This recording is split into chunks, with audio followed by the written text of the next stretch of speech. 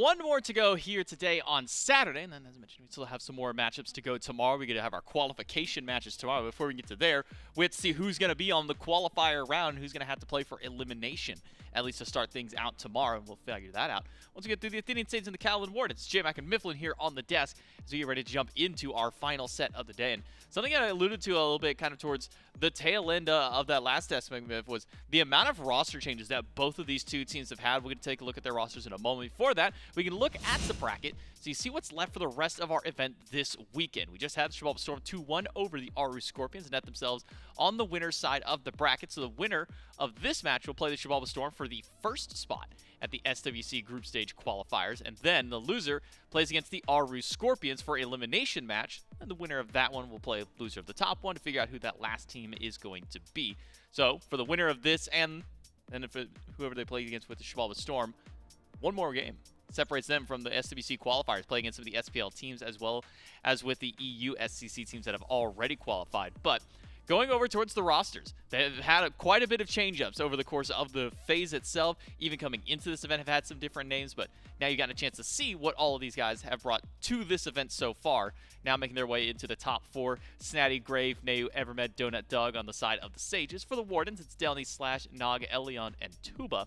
And I think Nog has really been kind of that breakout player from the mid lane. He's turned a lot of people into believers of this performance this event. Yeah, it really has been dominating the ranked scene recently. MMR capped and still absolutely running the map, and has now started to make that transition over to competitive play and has looked good for it, surrounded by a very talented roster, two very talented rosters here on both sides. But I think it is interesting to point out that there is parity. As you said, both these teams have really been afflicted by roster changes. These are not roster changes that they've elected to go for themselves. It's not, oh, we're going to drop this guy so we can get this guy. It's, oh, someone...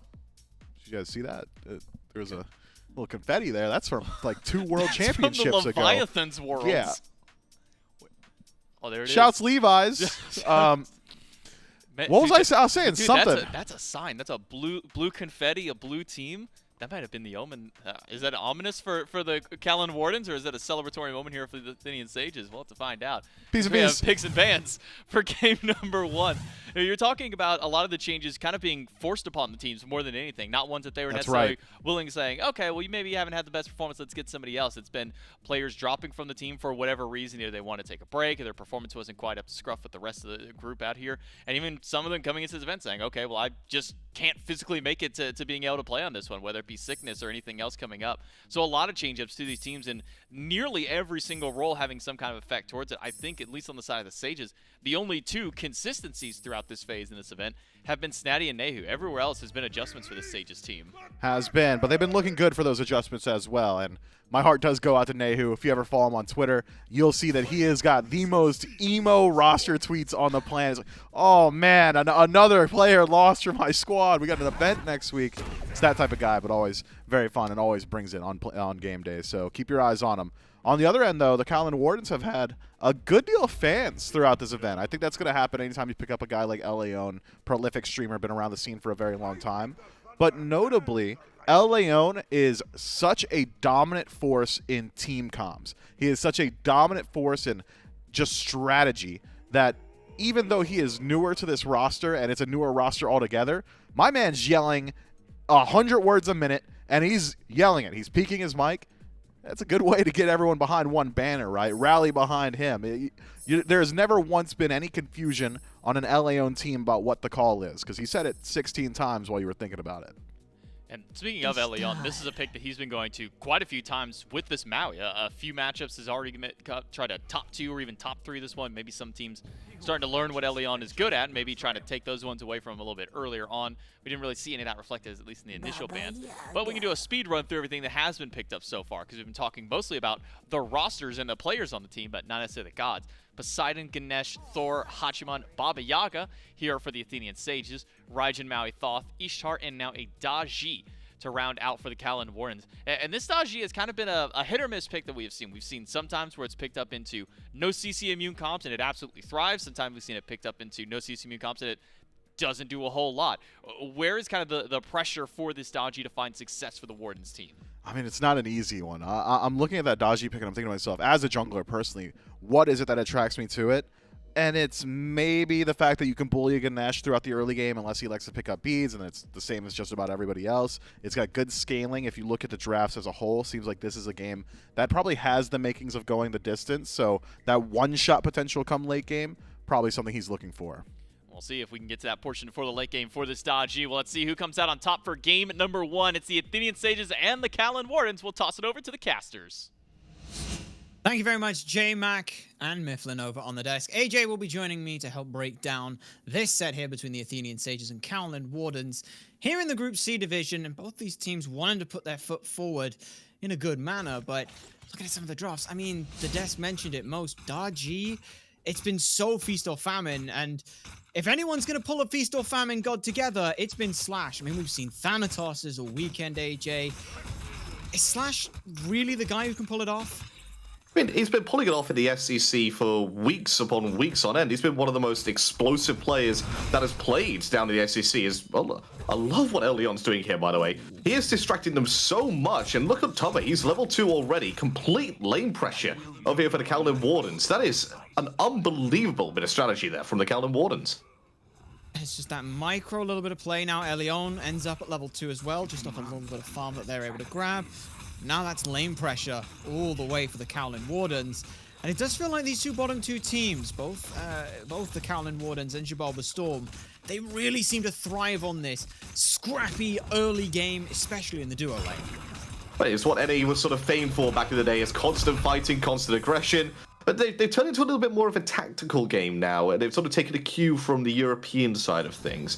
And that's been reflected in the game time that we've seen, especially today. I think 40, 50-minute games have become the norm here today.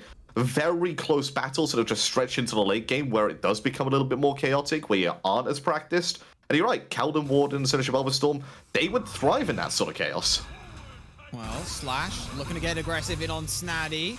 Jump on in from Delnyyy, and Snaddy has been feeling this exact way the entire weekend. They have constantly been under duress the minute anyone shows up into the lane. So as a result, we'll be playing back just that little bit. Super safe on the Poseidon, but this matchup is one we've seen more often than not here. As Grave made the rotation over towards the duo lane. So far, no sparks between the two teams. Everything is at even parity. Is that what we're expecting?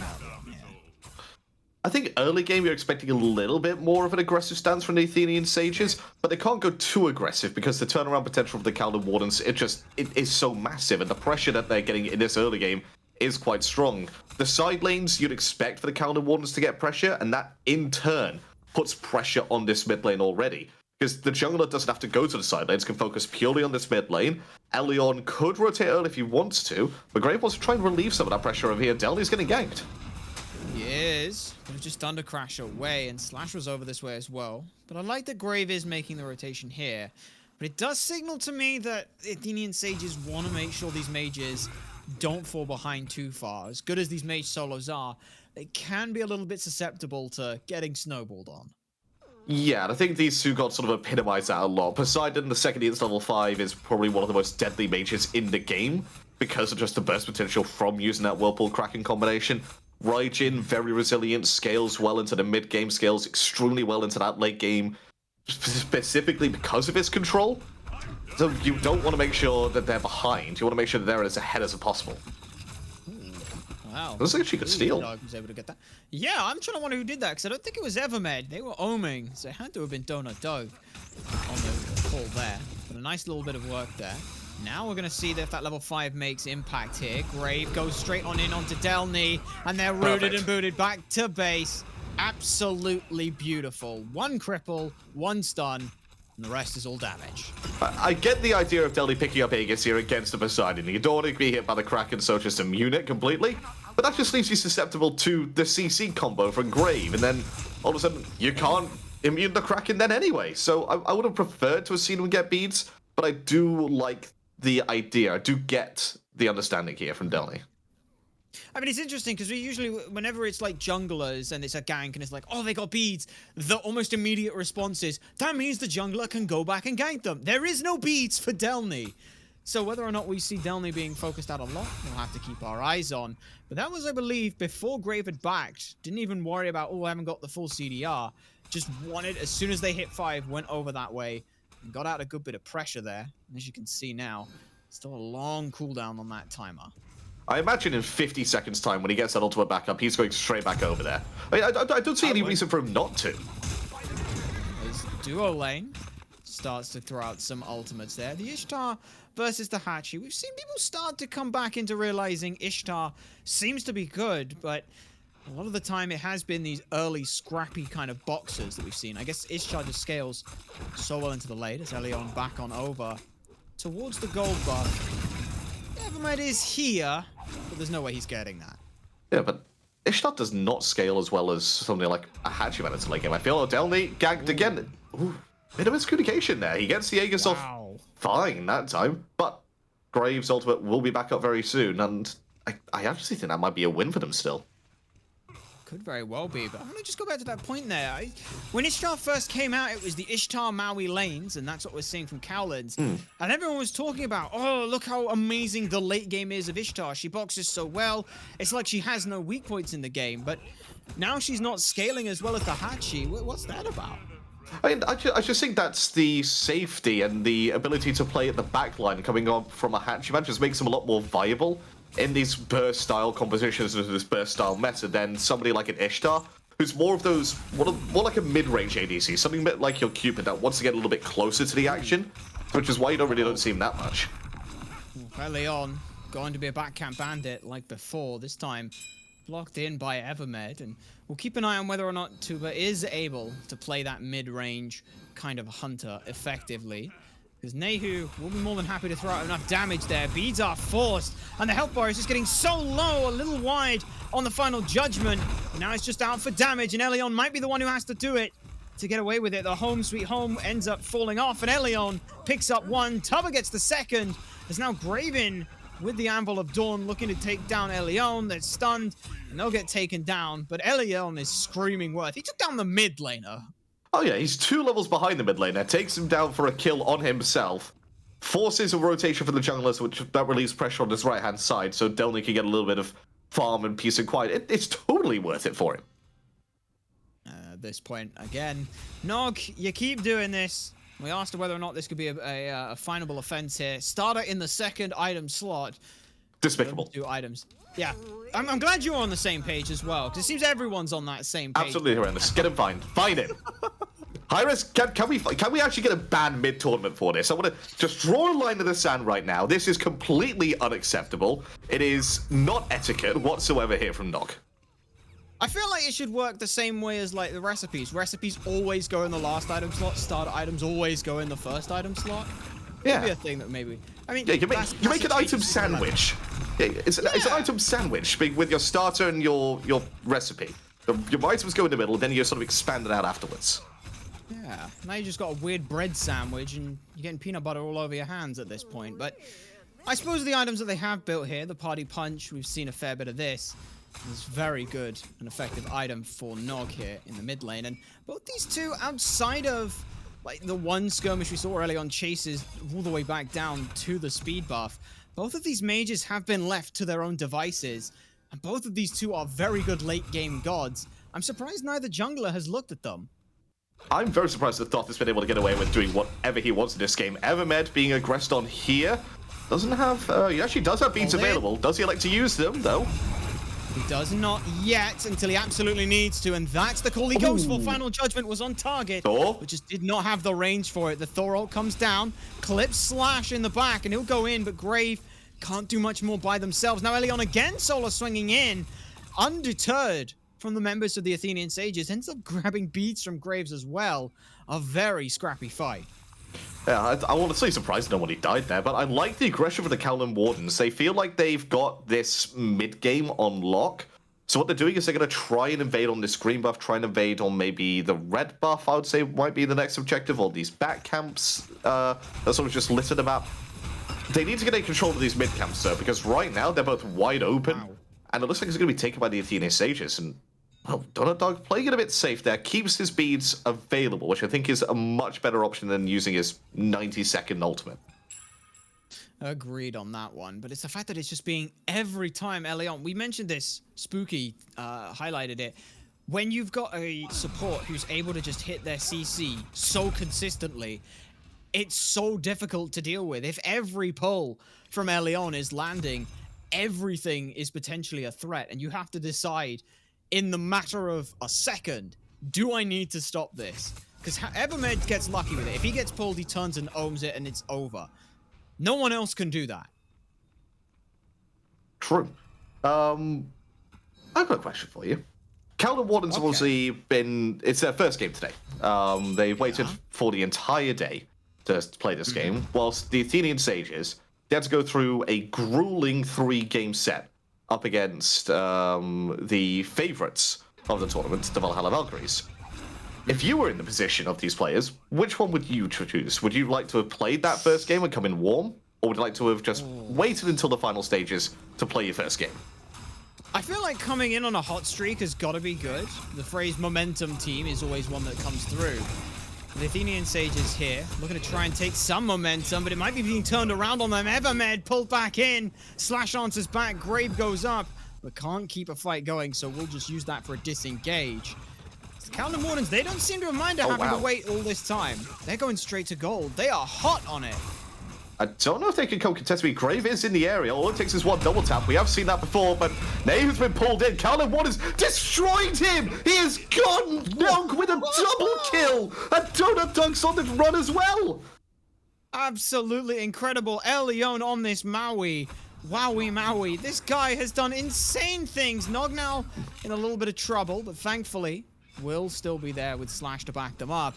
And the Feast or Famine kind of comp the Kaolin Wardens have. The only two people who have fallen are Delnyyy on a big rotation and ELLEON after getting a pick themselves.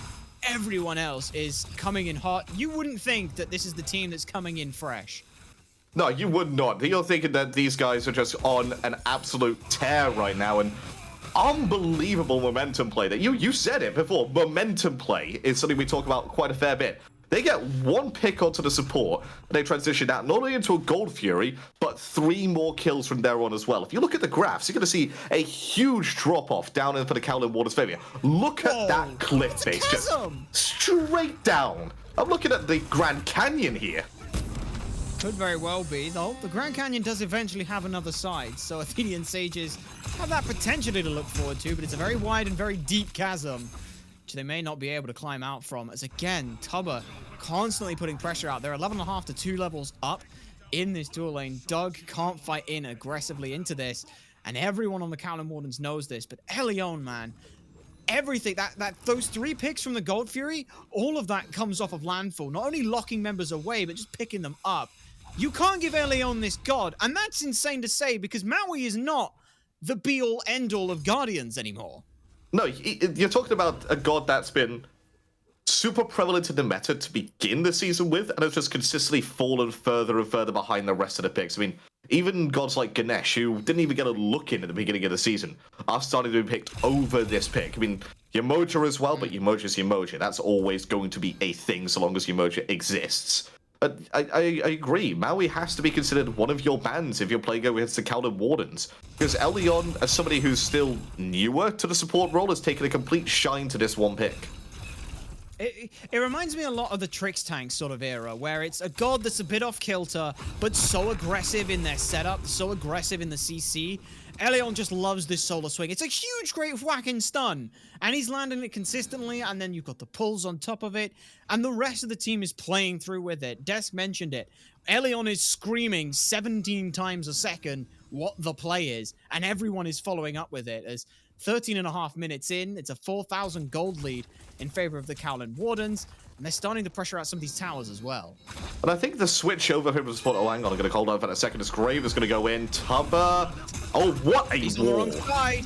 He's on the wrong side of the wall. Beads, Aegis will be used as well as the ult. And they'll dive under the tower to try and grab it, but Grave can't keep the fight going. It has to be Evermed who tanks it, and DonutDoug answers it back. It's a big kill for them, but with 3 members over this side, we know where the rest of the Kaolin Wardens are. It's Pyromancer. And they're going to look for a kill now as well. Snaddy is going to be the first one looked at here. 4 members surround him. Kraken goes off, but Slash is up on the pillar just in time. Nayhoo in the home sweet home is going to have to waddle away as Delnyyy puts under pressure, but Pyromancer has been defended. He was asking if they had any grapes. The answer was no, we do not. We just have a lot of damage. I mean, Nog, I thought Nog was trying to secure Pyromancer with that Final Judgment. No, it was just aiming at Snaddy.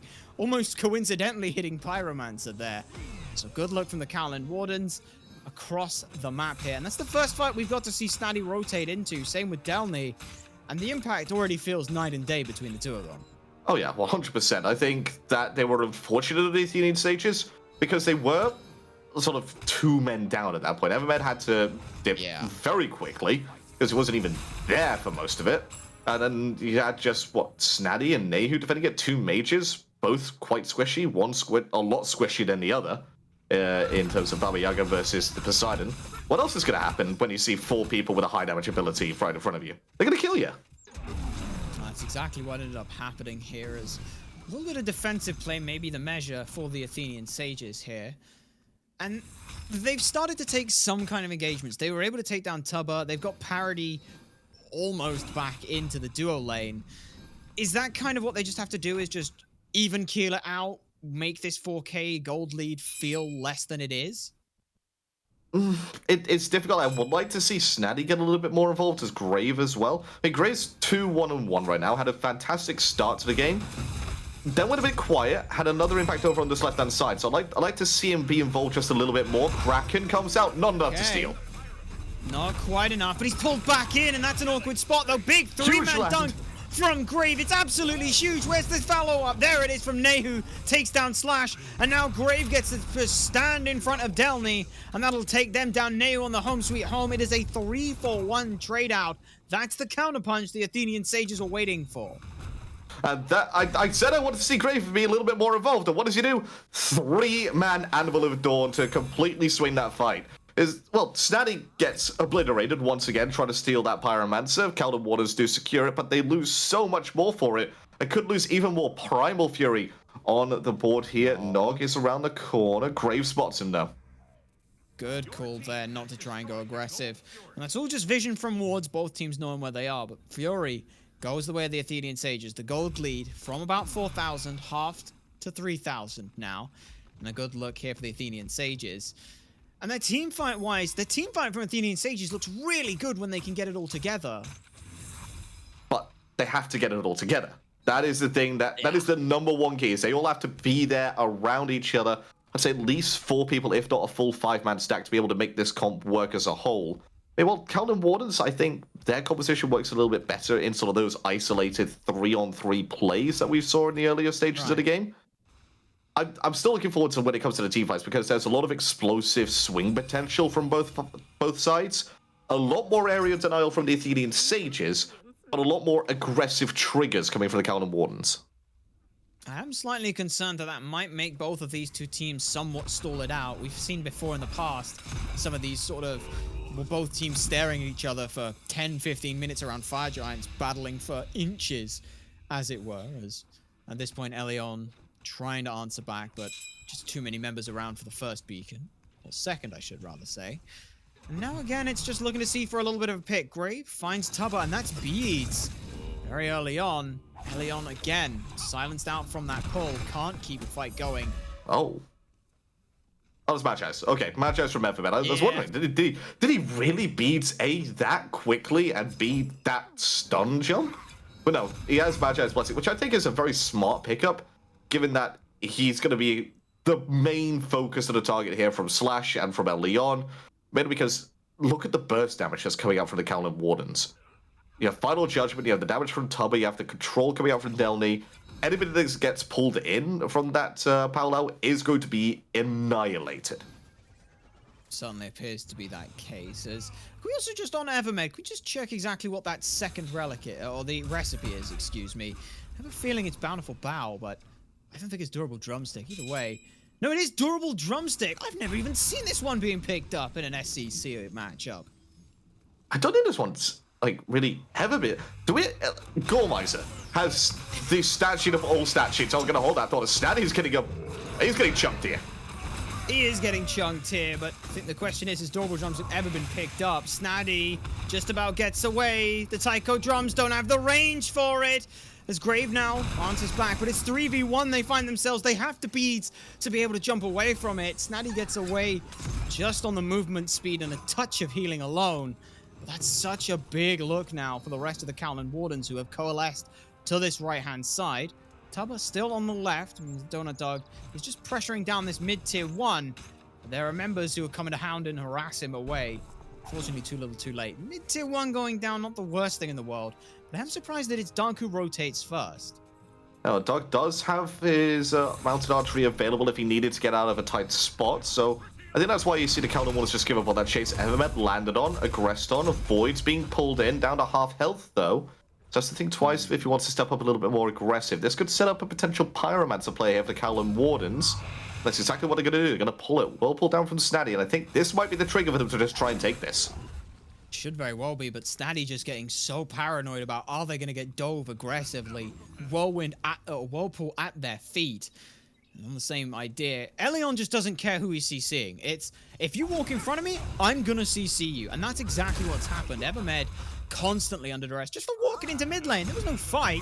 It was just, I want to CC you. And that's exactly what happened is now we've got a little bit of a moment for levity. Athenian Sages now all grouped up. Will be able to go ahead and look towards this Pyromancer crit online for DonutDoug. They instead pull away from it. They might be wanting to try and take the fight. Grave, the only one up far forward, throws out the wall to stun. And everyone else from the Athenian Sages back away. We're 21 minutes in. The game is at parity, pretty much. Yeah, that was a very free Pyromancer there for the Athenian Sages. Looks like trying to take this tower in kind of the Kaolin Wardens. Full 5-on-5. Snaddy in the jungle, though, taking care of some wards, doing a little bit of weeding out. As the rest of the members play on lawn in the mid lane. They're just all going to dissipate. No mid tower for the Kaolin Wardens. And you're right.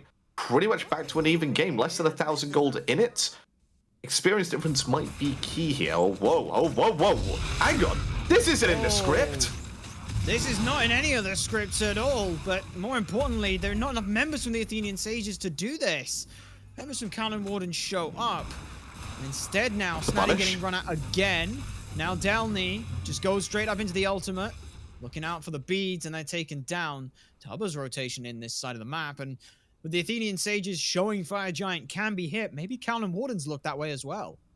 I mean, it was a nice idea from Snaddy, just to try and maybe see if they could sneak it with himself and DonutDoug. I mean, they got it down about, I think it was 2/3 health quite quickly. So I don't dislike the idea. It's just completely taken me off guard. I think the Kaolin Wardens even turned around the corner and went, hang on, what's going on here then? Oi, what's all this about?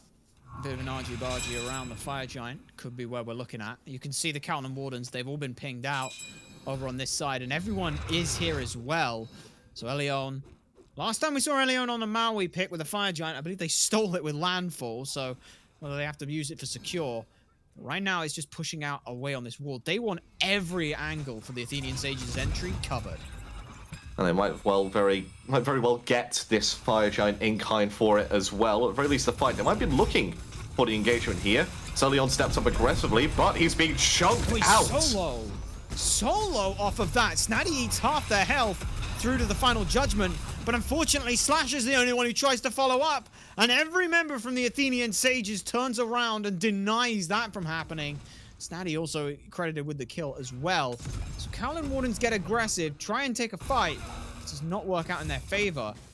But even so, Athenian Sages don't feel comfortable sticking around fire. Hey, they can see a much more valuable gem. The obelisk, come on.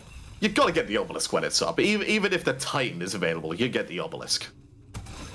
I'm holding you to those words, because if I go into a ranked game and I see that that's up, I'm going for it now. And I have Chat, if you're in Supersonic Blur's game, make sure you get the Stygian Beacon before anything else. No. Please. Just his game. Hey, going for objectives isn't a bad idea. But Grave trying to avoid being put in one right now. Delnyyy getting eaten alive by the damage from this ADC. Just about gets away with the Thunder Crash. There's ELLEON as well, eating a lot of damage. This front line from Kaolin Wardens suddenly doesn't feel quite so tanky here. No, right now, DonutDoug has been free casting this entire fight. I think the past 2-3 fights, he's been untouched, unscathed, whilst Tom has been finding it difficult to get involved into these fights. And that comes back to the difference in those two ADC styles, like I was mentioning earlier. Hachiman a bit more long range, able to close those distances and become more of a mid-range ADC if he so chooses, like he did in the fight around the Fire Giant to stun Slash with his dash. But then the other side of things was in a bit more of a distance from the fight, keeping his distance from Delnyyy, closes the gap when he feels like he has the advantage in that fight and forces him to dash away. Tubahh has to get into that mid-range point straight away. Can poke out a little bit from long range with his first ability, just changing it to the super long range shots. But if he wants to have any more of an impact from there on in, like maybe some CC, has to get closer. Ooh, what just hit Graves there? Was that like a single hieroglyphic assault? I think it may very well have been, but Snaddy pulled in. ELLEON owned out of this one. Big landfall is immune by Nayhoo. There with the beads. Actually, no, I don't think they even got hit at all. Never mind, excuse me. But Titans are under attack. Thankfully, not in the base, but instead out on their evening stroll here on the right-hand side. With this, again, we're back to a bit of a Fire Giant stance. I'm a bit concerned that I'm being a bit prophetic here. This could be a bit of a stall out, but Graves says no. Graves goes in on 2. Huge potential fight here. Final Judgment deletes his health, and the rest of the team can't answer back in time. Snaddy finally takes down one as Nog falls to Nayhoo. It's a 2-for-1 so far, but Delnyyy is a straggler and being surrounded. Oh, but look at the right-hand side. Tubahh in a battle, and Tubahh wins the 1v1 against DonutDoug. He turns it round, and now Slash is in a bit of trouble. He has to get away. Beads forced on Evermed. That was, again, the Magi's Blessing confused to be once more. Snaddy unable to get anywhere with Slash. Curse it being the exact same sound proc as Beads. I know. It's such a good item as well, because it's only 70 seconds on that cooldown. It's not even like the full Beads cooldown. It's so good. Especially when, like you said, it's Evermed. Evermed has no CC immunity in themselves.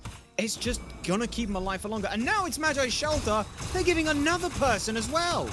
Oh my god, it's bubbles upon bubbles. If you're Slash, you're thinking, what do I have to do to get a good parallel here? So I pull him, he's gonna Beads, he's got a Magi's Blessing. If I pull him, another person gets a Magi's Blessing then. There's gonna be almost no, this one item here, plus the fact that there's 5 sets of beads coming to the Athenian Sages. Yes, you heard that right, 5 sets of beads. Means that the whole control idea coming from the Kaolin Wardens is just so much more difficult to pull off. It's a great counter here by the Athenian Sages. Yeah, honestly, now just finish it out with an absolution, which honestly Evermed might be going Oh my god, no. And you've got even more CC immunity. On another note as well, Durable Drumstick has now finished upgrading, so one basic attack, I believe, every so often will do slightly, next basic attack reduced by 40%. 4 ability. 4 ability, that's very true. Which means might do a lot for the hieroglyphic assault.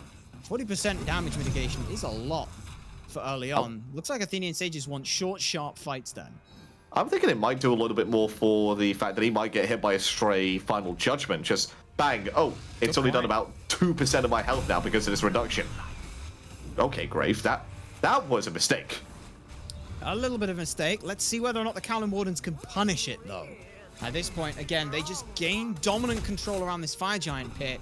But because Graves still has the ultimate available to them, if they had the entire map warded, I still don't know if they'd feel comfortable trying to take a Fire Giant fight. Yeah, I think you're right. I think they would still feel awkward about it because they have to find Grave first. Because his dunks have just been so instrumental.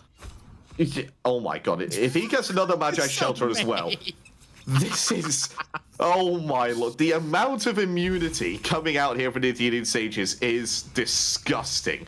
And you're right, might as well just get an absolution. Could very well be the case. Evermed pulled back in. It's a lot of damage from Fire Giant. There we go. Toe.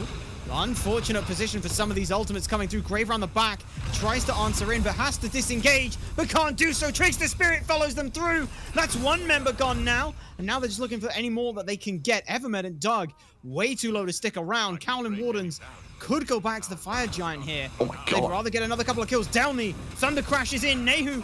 No beads. Now over the wall. Alley-oop. Nayhoo gets taken down by Tubahh. That's 2 members for none. Kaolin Wardens now almost feel like they're forced to go back just because their health bars are too low. Yeah, but look at the respawn time. It's 30 seconds on Grave, 46 seconds on Nayhoo. This still could be a Fire Giant here. The boys over on the right-hand side, Slash electing not to go back to base. I actually like this decision. Look at the ward coverage coming out for the Athenian Sages. They don't know if he's backed or not, so this represents the perfect opportunity for him to wrap around the back and possibly get a sneaky kill, but he's been spotted. He has been spotted. He's got nowhere else to turn to. Will have to beads and get away from this. He does do so, but Snaddy over the wall is able to answer back. The play was there. Unfortunately, the Athenian Sages just don't quite spring the trap. And no one else on the Kaolin Wardens was there to help back up slaaaaaasH. So now it is just a 4v5 with the Athenian Sages in favor. But again, they're not even looking around the Fire Giant. They're pushing up mid-wave. No, this is... If you covered the team names and the player names, I would have said 100% this was an old-school European game. 1000%. There would be no doubt in my mind. I would have bet good money on it. Not my house, because I'm not that crazy. Probably something like a car. But I would have put a lot of money on it, because I would have been so sure of it. And then look at now. It's this NA SEC set, which, by the way, these teams can lose this and still qualify for Worlds. Fire Giant being started up here. They may be going aggressive here. They could. Let's see where Grave goes for. But ELLEON dashes in, and no one else cares. Nog forced out by Grave. Great potential pick here. ELLEON immunes out the ult themselves with a landfall. Final Judgment just too shy on the duration and length of it. So in the end, ults go a-flying, but nobody is a-dying. That is all she wrote for the first attempt at the Fire Giant. It looks like it wasn't an absolution. It looks like it was a talisman. Temporal Talisman. That's coming up for the support of the Athenian Sages as his final item. Talisman of Energy. My apologies. But he's got one more item slot he can still build once he gets rid of that durable drumstick. It could still happen. The dream is still on. It could. It is there. But I do like this Talisman of Energy that we're seeing here. It's only 4 procs now. Used to be 6. But 4 stacks. It's a lot of attack speed, a lot of movement speed. And that also stacks on God kills. Now couple in with the War Banner. Evermed is just like a walking frenzy. Oh my god.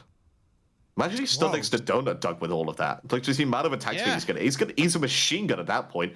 But he's going to get into the firing line here because the Kaolin Wardens are going to start up the Fire Giant this time. Again, ELLEON knocked up, a little awkward in their position. Evermed tries to push away members rather than the Fire Giant here, and it's a full-on brawl for the Fire Giant. Athenian Sages steal it away, I believe that's DonutDoug. Meanwhile, Grave round the back takes down Nog. ELLEON falls as well. Nayhoo finds more kills and more damage away. Everyone looking around at slaaaaaasH. Oh Grave my god. made a grave error there, did slaaaaaasH.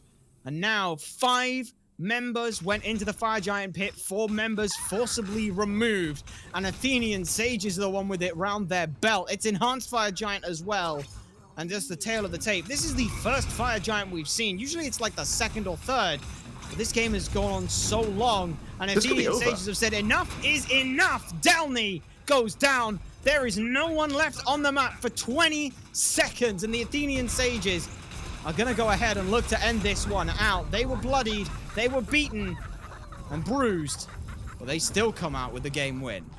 Oh, that answers the age-old question. Whether you want to come in hot or come in cold, you come in hot. Athenian Sages crash into this game. They stumble a little bit to begin with, but they come persevere and come out on top. Huge congratulations to them for Grave as well in that game. I think he had a little bit of a quiet early game, but managed to turn it around beautifully and was the huge catalyst in the turnaround there for them.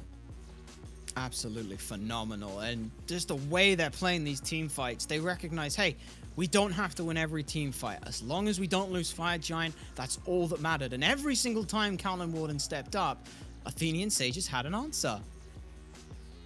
I think that it's going to be an interesting game number 2 here. Kaolin Wardens definitely feel like they have enough in the tank to win that set, win this set, even win that next game. They just have to clean up that one last little mistake that they made at the end. It is all shoulda, coulda, wouldas here, but game 2 will be coming shortly. Let's go ahead and kick it to a break while we get things set up.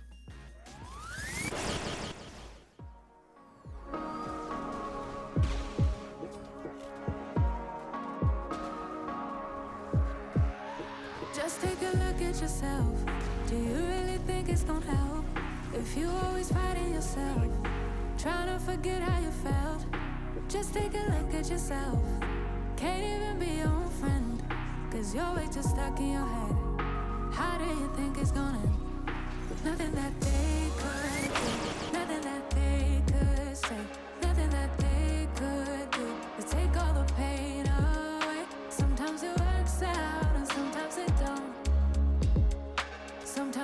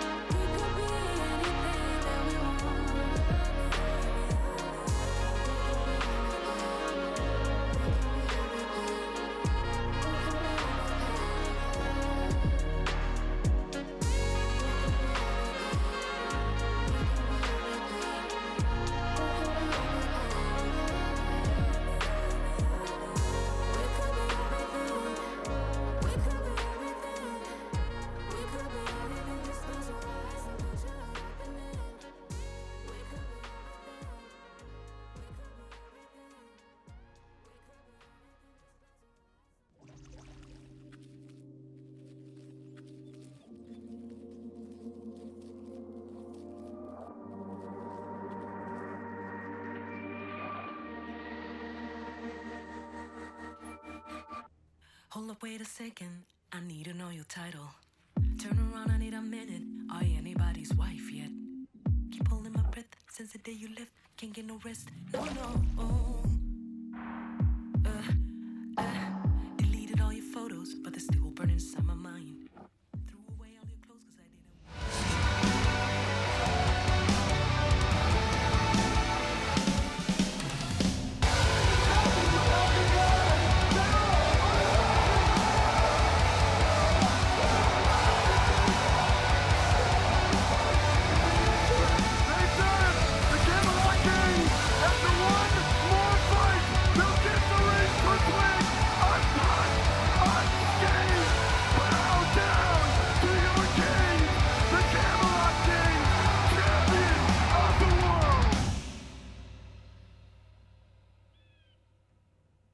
We are officially less than 4 weeks away from the SMITE World Championship. 27 days if you're keeping count on the actual day count there until January 12th when we kick off the SWC. So make sure that you're going to be there. If you can't be there, then at least tune in and watch the event. You can also check out our store, shop.hi-rez.com/SWC, and you can pick up some of the merch related to Worlds as well. We've got jerseys, we've got hoodies, we got t-shirts, we got hats, pins, stickers, we got all kinds of stuff over on the store, so make sure you go check it out. Again, shop.hi-rez.com/SWC if you want to pick up some merch before you get there. And if you're trying to get it before it gets in, you might want to order it today because you got to make sure that, you know, shipping's coming around. It's the holidays right now. It's going to be a little bit longer to make sure to get there, so pick those up. Come out to Worlds, watch Worlds whichever way you can to celebrate one of the best times of the year if you are a SMITE fan.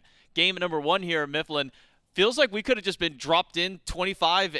Hell, we could have been dropped 30 minutes into that game because it felt like really not much of the early game, the mid game, or this early late game really even mattered. It all came down to one team fight around Fire Giant, and that's the only team fight that the Athenian Sages needed to win this game out. Yeah, by the end of it, it's about 1,000 gold separating these two teams, and then it's just that one team fight, as you said, that allows them to just run it down towards that Titan room. So I wouldn't say that P's and B's need any major adjustments. I wouldn't say pacing throughout the early game needs any major adjustments either. This one is just, can you close it out with a good fight? And the Athenian Sages answer with a resounding yes. Good individual performances, top to bottom. Absolutely. Love what we saw from Grave. I think I agree with AJ. Had said that maybe Grave could have done a bit more throughout the early, but inversely, early game doesn't necessarily matter if you're going to transition to that 30-minute mark at a dead even state. So what was it exactly that goes so south in that last team fight? I think it really is just grouping. The Kaolin Wardens got hit by too many abilities at the same time. Does that make sense? I didn't word this properly. They were stacked on top of each other, so one ability hit more than one guy. Made it pretty easy for the Athenian Sages to line things up there. It's a great scaling composition. Nayhoo was doing so much damage. Was also just stacking up a little bit of defense. So it was pretty difficult to knock down himself. The Kaolin Wardens, it's that dodgy pick that really throws me for a loop, though. I just really felt like slaaaaaasH was struggling to get a whole lot done in some of these later team fights. Palau always going to be a pretty strong tool, but even there, wait till your team's already knocked down, pull one person in, but who really cares? Get immediately slammed on landing yourself. And I think rightfully highlighted by the casters in-game. You look across and say, okay, dodgy, that's a problem we got to deal with. ELLEON and Maui, that's also CC problem we got to deal with. So what was the response from the Athenian Sages? Beads on every single person. Magi's on the jungler, Grave. Magi's shelter for Evermed. So he says, okay, well, when not my Magi's eventually gets popped, somebody else is going to get that. So as long as you are near Evermed, just one other person by him, you can essentially guarantee that somebody is not going to be pulled in by this Palau, effectively nullified once we came to the late game here for slaaaaaasH on this dodgy. Though, again, a strong earlier game from the dodgy, maybe kind of the inverse of what we were expecting out of Grave on the Thor to really be able to kind of get some kind of pop-off performance there. But when the game goes as long as it does, with as little fighting and as even as it is, you're 30 minutes in, get a full wipe in the blink of an eye. Pretty easy to run it down here for the Athenian Sages. So now we jump into the picks and bans here for game number 2 between the Wardens and the Sages. And I think I'd say, you know, what do you change up? Maybe just the dodgy. That might be the only thing that you maybe consider kind of changing out here, especially if the Athenian Sages are willing to throw 7 different ways to immune out that dodgy ult. Well, that's not to say that you can't go back towards the dodgy. I think it really is relying on the composition that you're playing into. That composition that he was playing into just did not scream dodgy to me. Band's starting to roll through, largely standard here. You got the Opwa, Chernobog, Kaolin on one side, Thoth Thanatos and Athena on the other, leaving up and available that Aphrodite, which has quickly risen through the power rankings here in the SCC. Gives you a lot of pressure in the duo lane. I'm just going to assume it's in the duo lane because that's where we see it most often. It's that sustain, the ability to take those trades in lane, the boxing matches, leverage your HP bar, more so as a resource than something you have to protect, because Aphrodite will refill it at every given opportunity, while simultaneously sharing protections, making you do more damage throughout the early once she gets that kiss. Very, very difficult to lane against that god. Not an fully expected pick here in the Nike, but one that, you just look at the stats down below, 2 out of 3 games has found a victory so far. So seeing the Nike come back in here, it's one of those gods that feels like she's really good in a hunter meta. When hunters are the big thing, when there's 2, maybe even sometimes 3 of them running around the map, Nike feels great. You throw up that barrier, you've taken out pretty much all of their damage.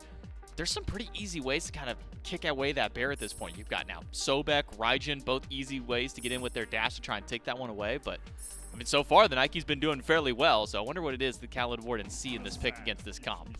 Initiation and safety, right? And there are answers to Sentinel of Zeus, which is, for my money, probably her best tool in team fight. But do you want to pick up a Sunder every single time? Can you dedicate resources towards Ankh? Restricting relics is one of the primary strengths of a lot of the warriors in Smite. Things like Odin force you into the Phantom Shell. Nike might feel like you're forced into the Sunder. And it adjusts, essentially, what your late game resources look like. It adjusts how you can address some of these team fights. So there is certainly value in that. And also, she's just a good dedicated initiator. That leap into a knock-up true combo, I mean, it's just good. It just works. Get the push afterward. Doesn't matter if your shield's getting canceled out immediately, if you've already delivered a squishy target or a viable target to the rest of your team.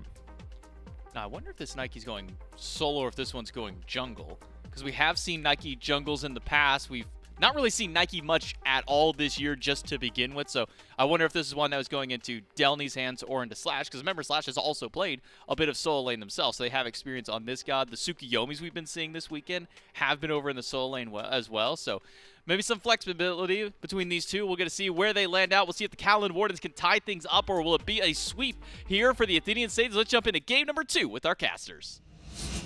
AJ, this could very well be it for today. We've had 3 best of 3s go the full distance. We may very well see the same thing come to fruition here. Whether or not that ends up happening, though, we'll have to find out as we get on into game. The Athenian Sages get a pretty damn good-looking comp. The Kaolin Wardens, I mean, ELLEON's on Aphrodite, and this feels like a complete 180 from his playstyle from last game. I was going to say it feels like a complete switcheroo. You think of a Maui as this super aggressive, in-your-face pick, whilst Aphrodite extremely supportive, like very backlighting, protecting, and almost cuddling one person, for lack of a better word for it. So, yeah, it does feel a little bit strange, considering how strong I felt his performance was in the last game. But they obviously felt like they needed a change, because they have a big 0 in their win column, whilst the Athenian Sages have 1. Oof. Tubahh doing a lot of damage off the impale. Doug actually still going aggressively here. Jumps on in. Tubahh pushed so low. Beads are forced as well. Kaolin Wardens duo lane not having a fun time, but as long as that health bar stays above 0, ELLEON will happily cuddle that back up to full HP. Delnyyy here. I was expecting that maybe we see the Tsukuyomi solo, but then when we get Delnyyy taken against the Poseidon, such a good matchup for this, the Nike here. slaaaaaasH is going to be piloting the Tsukuyomi. Talk to me about what this jungle Tsuku brings. Well, what he brings is he brings that sort of unknown factor to the team fight. Really, but if he starts to fire his ultimate, you just don't know where he's going to land. You don't know who he really hit last, if he's a decent Tsukuyomi in terms of his positioning and his whereabouts. Which I imagine slaaaaaasH would be, given the prevalence that we've seen him play certain other picks of a similar style. But he also brings a little bit more guaranteed control, I would say, than nnog. Nog's control really comes from the Powwow and the ability to create space with just damage pressure. While slaaaaaasH, with the fact that he's got a disarm, a stun, he can then just almost poke you out a little bit further away as well. So I think it's a much safer pick here than nnog. Well, 2.5 minutes in, we've seen a lot of aggression from the Athenian Sages on the duo lane side of things. Not so much over to the solo side, where both of these two would potentially want to look at it. Grave on the Fenrir. We all know what Fenrir is here for. That's just to try and burn beads. But against the against the Aphrodite, that's going to be so much more difficult to do. It just feels like this duo lane is where all the pressure for the Athenian Sages lies right now, because ELLEON pulled back in. Doug going an aggressive lean, needs 1 or 2 more basics. Can they find it? Ooh. They find the Impale, but it's still not enough. 1 more hit on the basic attack, and that would have been a kill. 100%. That was a strong play from the Athenian Sages there to get more pressure on this duo side, but just not quite getting the kill there. Not getting the reward. Evermed just annoying them consistently here. Not allowing them to even take a buff in peace. Did he steal this? He's going to try. Doesn't get to do so. Instead, ends up eating a lot more health than I think they wanted. So now everyone else just gets to go ahead and back out towards the jungle buffs, where they are most comfortable. Doug, though, we've seen like 4 or 5 disperses, at least 3 of them in aim directly towards Tubahh here. This just feels like the absolute perfect time for the Anhur, especially this early on. With the Sobek in total support, they just get so much leeway in this duo lane. Is that going to be something that maybe Evermed sticks around to try and facilitate Doug more, and also to keep ELLEON out of other lanes? I think so, yeah. I think I'd like to see him stay over on the duo side a little bit more. If not, just to try, like you said, keep ELLEON away from going over to the other bits of the map. Just try and lock him into this duo lane a little bit more. Because you have the pressure, you kind of dictate when the supports start to rotate a little bit more. Not to say that ELLEON can't rotate if he wants to. It's just that he'll be leaving his ADC a little bit more alone than if Evermed was. And that could spell a little bit of problems here. Snaddy over in the solo lane, we saw a little bit there. I mentioned there's a fairly good lane matchup here, but hold that a sec. Doug gets very aggressive just to try and hard clear the wave. Grave is flirting with the idea of potentially being around, but it looks like it might be a bait. I love that. I love that that is the I want to back ultimate. Just, yeah. I've got my item, I'm backing, there's nothing you can do to stop me, I'm out. It's fun. I mean, that's the thing, is like, if you're not going to use the ult for anything else, you may as well use it to clear the wave. You get to do it in solo. Why shouldn't other lanes get to do it? Mid gets to... I think the only lane that doesn't get to do it, or the people who don't get to do it, are the supports. Just because otherwise they'd get accused of stealing farm. Wait, telling me you've never ice sharded an entire wave away from your ADC before? I feel like, live on air, I should say no and be a good player, but the answer is... Oh, you played in the 5th, okay. Yes. The answer is probably yes, but if I argue I'm Ymir solo, does that count? No, it has to be away from your ADC. Well, I mean, look, if the ADC wanted it, then it'd have been there for it, so... Exactly. It's their fault. It's their fault for it. Just like that. If Tubahh wanted that shield buff, Tubahh would have gone and died for it. They obviously didn't want it as much as Doug wanted it. Well, speaking of wants, Tubahh is on the hit list over here, because Grave is over on the left-hand side, but he's running into a little bit of trouble here. In fact, 2 people. It's quite low. Very low. Tubahh also impaled into the wall in a 2v1. He thought he may have some support coming through. The members from Kaolin Wardens got tied up with Grave. And so while Grave gets low, Tubahh ends up lower. First blood going the way of Doug. Yeah, I said Tubahh was on sort of the list, the hit list. There for the Athenian Sages, and they managed to find their prime target. Force the beads and the ultimate as well, so 2 bits of CC immunity just thrown away there for Tubahh, and he still gets killed.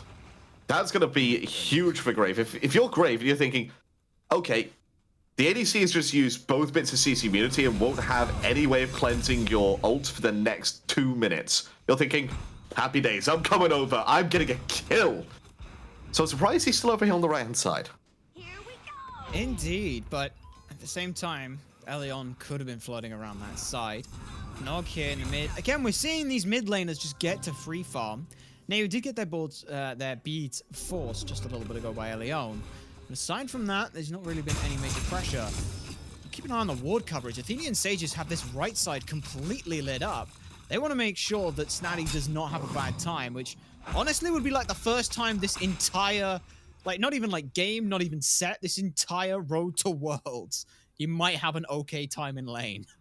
I love what Evermed did there. He's upgraded his meditation already to maximum rank to give the cooldown production meditation. And he popped it there to try and get another pluck as quickly as possible after displacing Tubahh.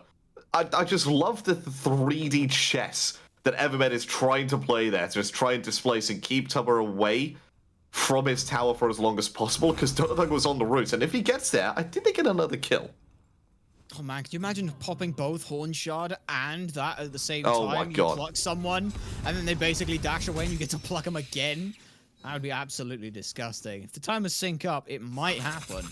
Keep an eye on that. Slash. Still been fairly quiet this game. Then again, so is Grave. Junglers still just farming up. And they have to imagine that this early goes towards Grave here. I mean, you look at Ragnarok, that just causes so many problems in a fight. You can't let Fenrir pick you up. Well, speaking of picking up, the Gold Fury might be the next thing being picked up here by the Athenian Sages. Started by Grave. He's taking up to about half health. Doug is going to be here as well. Well, Leon's here.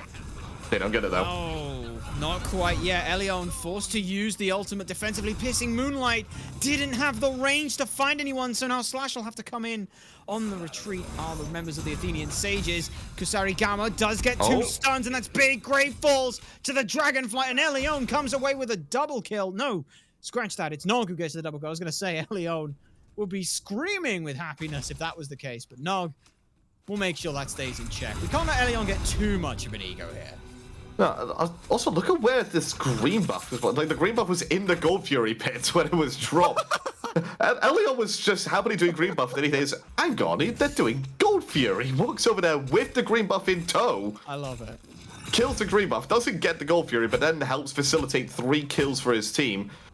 And that's this buffs are just being taken all over the place. This is one of the best things I think SMITE added in a long time, his ability to move these buffs so far away from their spawn points, because you could just do some crazy pulls with them. You can. It also helps facilitate that ADHD brain where you're just like, oh, I need to do something. Wait, there's something else important on the map. And it gets to follow you with you. Nothing else quite on the map does that, unfortunately. But it'd be nice if the teammates did that as well. Like, hey, oh, what's that? I gotta go be somewhere. And they get to just walk there. That'd be nice. But alas, alack, we live in different worlds. They get to play the SCC games. We get to sit and commentate them. But there's a reason for that. And that's because that's what we're better at doing. So 10 minutes in, a little bit of aggression going again. Oh, boy, Evermed just off the mark. It was dead on. Unfortunately, stopped just a little shy. So he eats about half of their health from tower shots more than anything Tubahh put out. And this is looking not too bad for the Sages. The scoreline makes it look like Kaolin Wardens should have an advantage or even just some kind of initiative here. But it's just not. Oh yeah, if you have a look at the graphs that's just been put on display there. One graph is saying 1,100 in one team's favor. The other saying 1,100 in the other team's favor. It's a dead even game, a story of 2 different graphs. And that's mainly down to the fact that one team has got an objective of the Gold Fury. The other one has managed to get more experience in terms of getting those kills and getting more worthwhile bounties on the map for the experience department. And also maybe a little bit of better splitting in terms of experience as well. The main difference seems to be in that mid-core. And you have a level on the jungler, you have a level in mid, a level in support. But look at the ADC difference. DonutDoug 2 levels up on Tubahh. And they're just gonna keep trying to abuse Tubahh. They're getting low and getting lower. Still, Evermed gets themselves a kill, trying to back here, but ELLEON and the minions will stop that from happening. Horn Shard used again. This constant CDR coming through from Evermed. Doesn't pop the meditation that recognizes they are fine. Someone who isn't fine, though, eating all 4 shots of the piercing Moonlight. But Nog gets the credit for it. Grave ends up falling. Yeah, Grave not having the greatest start on this Fenrir. But I don't think he's had to... Yeah, I don't think he's had to be that sort of impactful, aggressive early game Fenrir that we can see. I think the fact that the dual lane is going so well for the Athenian Sages means that he's getting a little bit of a pass. And like Mifflin said on the desk, if he's having a little bit more of a quiet early game, but then coming explosive in that mid and late game, I'm all for it. Have a little bit of a quieter early game. Oh, sure, but can Fenrir afford to do that? I mean, I look at Fenrir, I'm thinking as soon as he ults in the middle of a teamfight late game, just drop everything on him and he dies, right? I mean, he's gone full damage so far. Is this going to be pivoted to more of a tanky Fenrir build like we see with Naja's? Potentially, but he also will have to then... I think what he'll do is he'll be the secondary person into team fights. So if you have your primary engager like your Sobek, maybe your Poseidon, maybe engage on this Gold Fury even, as we'll come... back to that point in a bit is, well, Kaolin Wardens do know this is going down. Oh, and they don't want to end up being bitten twice on this. ELLEON was around the corner. ELLEON forced into the ultimate by Evermed, who eats half their health and damage from Nog, and Nog alone goes lurking into the waters. The last shot is good, but they do manage to just swim away. Still holding on to the meditation, so they could come back in if they want. Good heads-up play there from the Kaolin Wardens, and we kind of have ended up in the same situation as a bit towards the end of the last game, where it was everyone around the fire giant, we take the fight instead of the objective, and then peter away from it. This time it's all around that fury. It's 13.5 minutes in. Bit of more of a gold lead this time for the Athenian Sages. A bit of an attempt at stealing here. Snaddy's made a rotation in. ELLEON is caught alone, high and dry, and eats so much damage, and eventually ends up falling. Many ultimates used there to take down just the support. Yeah, that's 3 ultimates used. Evermed's also down still from a bit of a previous engagement. They're going to go straight back onto the Oni Fury. Without that shot call, without that commanding presence of ELLEON, it's going to be a difficult task here for the defense. Athenian Sages do secure it. Very close. Delnyyy with the Sentinel of Zeus tried to go for it. I can't blame them for how the rest of the things are going. It's not too bad. And the best part is for the Athenian Sages, they get Tubahh and there's no punish. Usually we've seen in more recent times, whenever there's been a sort of an agreed time for a team to back, one of the other teams will try and pressure out something, be that getting an objective, be that going for Gold Fury or a tower or something. This time Kaolin Wardens are just too far behind to be able to do that. Tubahh gets beads and dispersed into the wall, tries to disengage from it. Their own ult is forced, and you can just see DonutDoug is having a fun old time here in duo lane. They are feeling themselves. Yeah, that is fear. Straight up, if you asked a dictionary if they could put GIFs in to define fear, that GIF pops up from Tubahh right there. Uses beads, dashes away, uses ultimate straight away as well, and just walks away. Pure fear, pure aggression from DonutDoug, and I love it. Absolutely, and you can see how well it's been. Tubahh has only just finished getting Devourer's Gauntlet stacked, which goes to show you just how much of pressure they have been under here in this duo lane. Delnyyy, as well, has had a fun time against Snaddy, who I mentioned before, this matchup is so good for the Nike, the knock-up immunity, just the massive health shield, so she can afford to just eat the Kraken and come away fine with it. Huge slows. Delnyyy has made good presence over on that lane, but even so, Snaddy has still found themselves a level up, and now the rest of the team is going aggressive. Evermed, though, misses the dash and has to go in for the ult. Now they picked up ELLEON, and it's just focus out the support if they can, but he's too tanky. He's not tanky enough. Undying Love is great, but Grave dives in, gets the kill, and also gets the Pyromancer. But look who's regretting it. It's Slash coming in now. Nog gets a kill as well on the left-hand side of the fight. Snaddy could be the next one down. Kurisawa with the Slash there. Double kill for the jungler. Very nice, and look at how good of a frontline Delnyyy is able to be. These warriors are good for something, and that's just higher amounts of zone control in just being a body. A lot of these mages, they've got good zone control from their abilities. Delnyyy as a body can just do that. So, situation right now. 7 kills to 4. 16 minutes on the board. Gold difference, just shy of 2,000. Experience difference, I imagine, is somewhere around, actually, it's about 4,000 in favor of the Kaolin Wardens. Scratch that. It doesn't feel like either team is purely in control of this game, though. It feels like right now Athenian Sages are the ones trying to aggress, but the Kaolin Wardens are doing a fantastic job of suppressing that aggression and actually benefiting from it. All the objectives so far have gone to the Athenian Sages, but the Kaolin Wardens have fought back on most of them. I think we're in for a fantastic mid-game here. I think going into the late game even, it's going to be tight. There isn't really any signs right now that points to somebody taking control and winning this game. It's completely even in my opinion. It is, and looking at like the player damage charts as well, you can see a lot of it is on Nog to try and put out pressure from the Kaolin Wardens. They seem to have been the ones who've been slightly more aggressive. But on the other side of things, DonutDoug is the highest member on the team, and Delnyyy, most of that's going to be from the solo lane, punting Snaddy around a bit, so we can't look too heavily into that. Is Nog going to be the one who has to be focused out here for the Athenian Sages, or is there another target? Because right now it's been ELLEON, and we've seen how much they're able to eat before they end up falling. I think they have to potentially look at other targets, but again, getting rid of this Aphrodite and removing her, forcing her to use Undying Love on herself rather than a primary target is a great idea. So they can get away with doing that consistently, go for it. But I think at this point, now that 2 fights have not gone the way because of the fact that they focus on ELLEON so heavily, they need to have a look at somebody else. The question, the simple answer is, though, nobody else really is a valid target. Delnyyy is the only other one, but he's got Sentinel of Zutra, makes him practically unkillable, but Grave goes in. Yeah, Grave goes in, Nog just sits there and takes the damage, answers back with a huge amount, Slash follows it up, and gets the credit for the kill in the end of it. Grave down, Nayhoo ult down, Evermed ult down. Finally, Kaolin Wardens can turn towards a Fury. Doug is here, but even so, it is just 1 Lion against 4. He may have had a fine time in the 1v1, but I don't think Doug can quite get fed enough for a 3v1. And there we go. First time that one of the teams could really consider themselves in the lead. Not in terms of gold, as they've just leveled that one up, but Kaolin Wardens. Definitely feels like for the first time a team was in control there. And they picked off Grave very easily. They forced another person back. They got the Gold Fury uncontested. DonutDoug looking for Tubahh once again. Wants this ADC fight consistently. He's just played this on her. He's just played this on her really, really well. Oh, but the Aegis eats the entire kit, and there's no such thing as a 1v1 in Smite. DonutDoug, you got baited, son. ELLEON and Slash team up to take that one down. Tubahh now gets to go ahead and get some farm, take down the tier 1 tower of their own.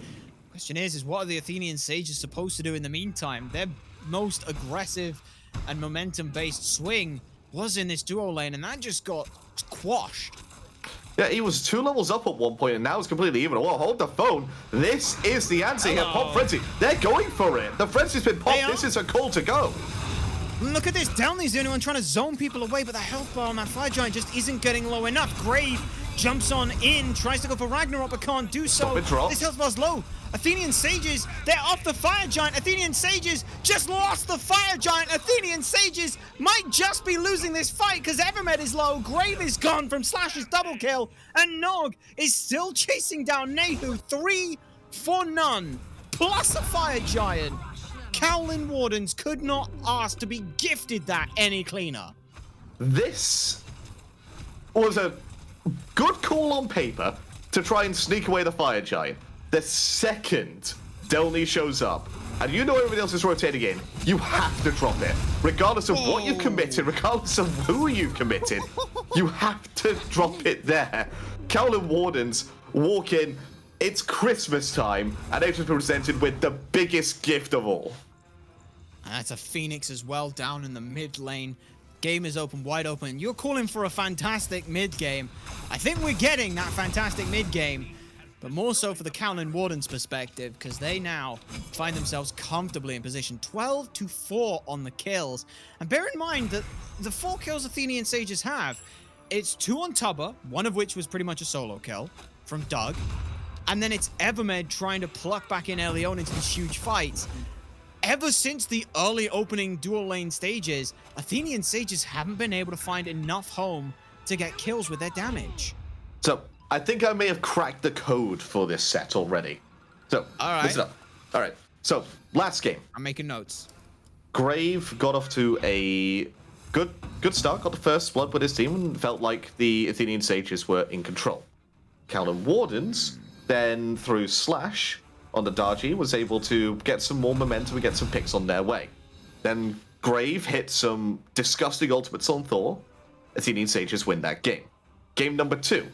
Kaolin Wardens have been kind of on top for most of the game. I'd say Athenian Sages were sort of better at identifying situations to get early objectives, but Kaolin Wardens never felt like they were in trouble, and most of it has been through Slash. It's junglers, baby. It is all about the jungle momentum in this set. So if this set does go to a game 3, which it looks like it very well may do so, I'm looking at the jungle picks to be the heart and soul of the draft. And you say that, I mean, the score tells the exact same thing. It's half of the kills have had the Athenian Sages jungler involved of it. And honestly, more than almost half of the kills for the Kaolin Wardens have been around the Athenian Sages jungler. 5 kills onto Grave. 6 of them most likely from Slash here. 6, 0, and 4. 10 out of the 12 kills, their favor. 5/6. My maths is right on that one. Slash is, I asked you at the start of the game, this feels like a kind of thing, is Slash the kind of person to take these Feast or Famine gods? I think the answer is unquestionably yes. Yeah, he showed it consistently through the regular phase of these splits where he was able to pick up these sort of picks. It didn't work out all the time. As we saw in the last game, some of them kind of felt very flat and even didn't work at all at some points. But this game certainly has paid off. I mean, 6-0-4, the stat line speaks for itself. The current predicament of the game speaks for itself. The draft has worked out. It was a little bit more out there compared to the last draft that the Kaolin Wardens had. I think the last draft the Kaolin Wardens had really was a Kaolin Wardens draft. But this one, it feels like they're just playing this one smoother. It feels like they have more practice on this one. And it's working out. Practice makes perfect, as they say. It may not have been the absolute cleanest, but it certainly is looking damn good here to take us towards a game 3. Titans now start moving their way down this right-hand side. Everyone from the Athenian Sages is backed, but look at exactly where the Kaolin Wardens are. They are also grouping up, pulled towards this right-hand side. This could very well even be a bit of a siege. Look at Delnyyy. Delnyyy just going so deep, trying to get some ward vision up for the team. And this is almost a prelude to potential siege fights here. I guess a good time to ask, how are sieges for both of these two teams? I think defensively, Athenian Sages have a little bit more of a better defensive comp than the Kaolin Wardens, but the Kaolin Wardens should have enough to just go in and be able to take a fight underneath the Phoenixes, mainly because of the pure immunity and health bars that Delnyyy and ELLEON are able to bring. We'll have to see if that ends up ringing true. For now, though, no real sieges are starting up. It's not even looking towards the Fire Giant yet. That yet to respawn. But the other Titan is driven back, and Mid-Phoenix has respawned. Nog and ELLEON are pushing very aggressively up here. There's last wave of fire minions now having to be dealt with. So I bought the Kaolin Wardens a little bit of time, but will not amount to much more here. And I'll use this time to give you a quick fact. When using the Ishtar spread shot, if you have just 20% crit chance, it's a 66% chance you'll get a crit. It means a 66% chance that Wind Demon proc goes off. That's pretty good bang for your buck. That's really good, mate. That's really good maths. And Evermed needs to recalculate his position now as in goes Delnyyy. Oh boy. Oh boy, and look how far back the Athenian Sages are pushed. They're on their own speed buff here. Kaolin Wardens know that the Fire Giant's on the table. They just want the fight beforehand. And honestly, the way Evermed has been so instrumental in setting things up, his Kraken's used on Delnyyy. Delnyyy didn't even care. That's a tank, baby. Questionable decisions with the Kraken there. I don't think that was the situation to use it in from Snaddy, but Fire Giant is going to be started up here by the Kaolin Wardens, and I think with the fact that that Kraken was used, that is going to call the end to any form of defense here for the Athenian Sages. Kaolin Wardens rewarded for their aggressive positioning with this Fire Giant, the first one of the game. Well, first one they start up of the game. The first one they started on, yeah. They stole away the one from the Athenian Sages on a bit of a Hail Mary play, but now back on over to this right-hand side. No Titans to contend with. There could very well be if a fight goes well for the Kaolin Wardens.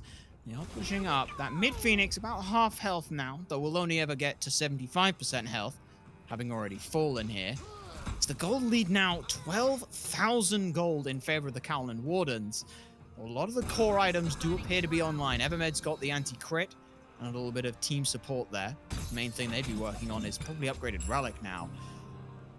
This is about as close to unnecessary gold lead as you could get.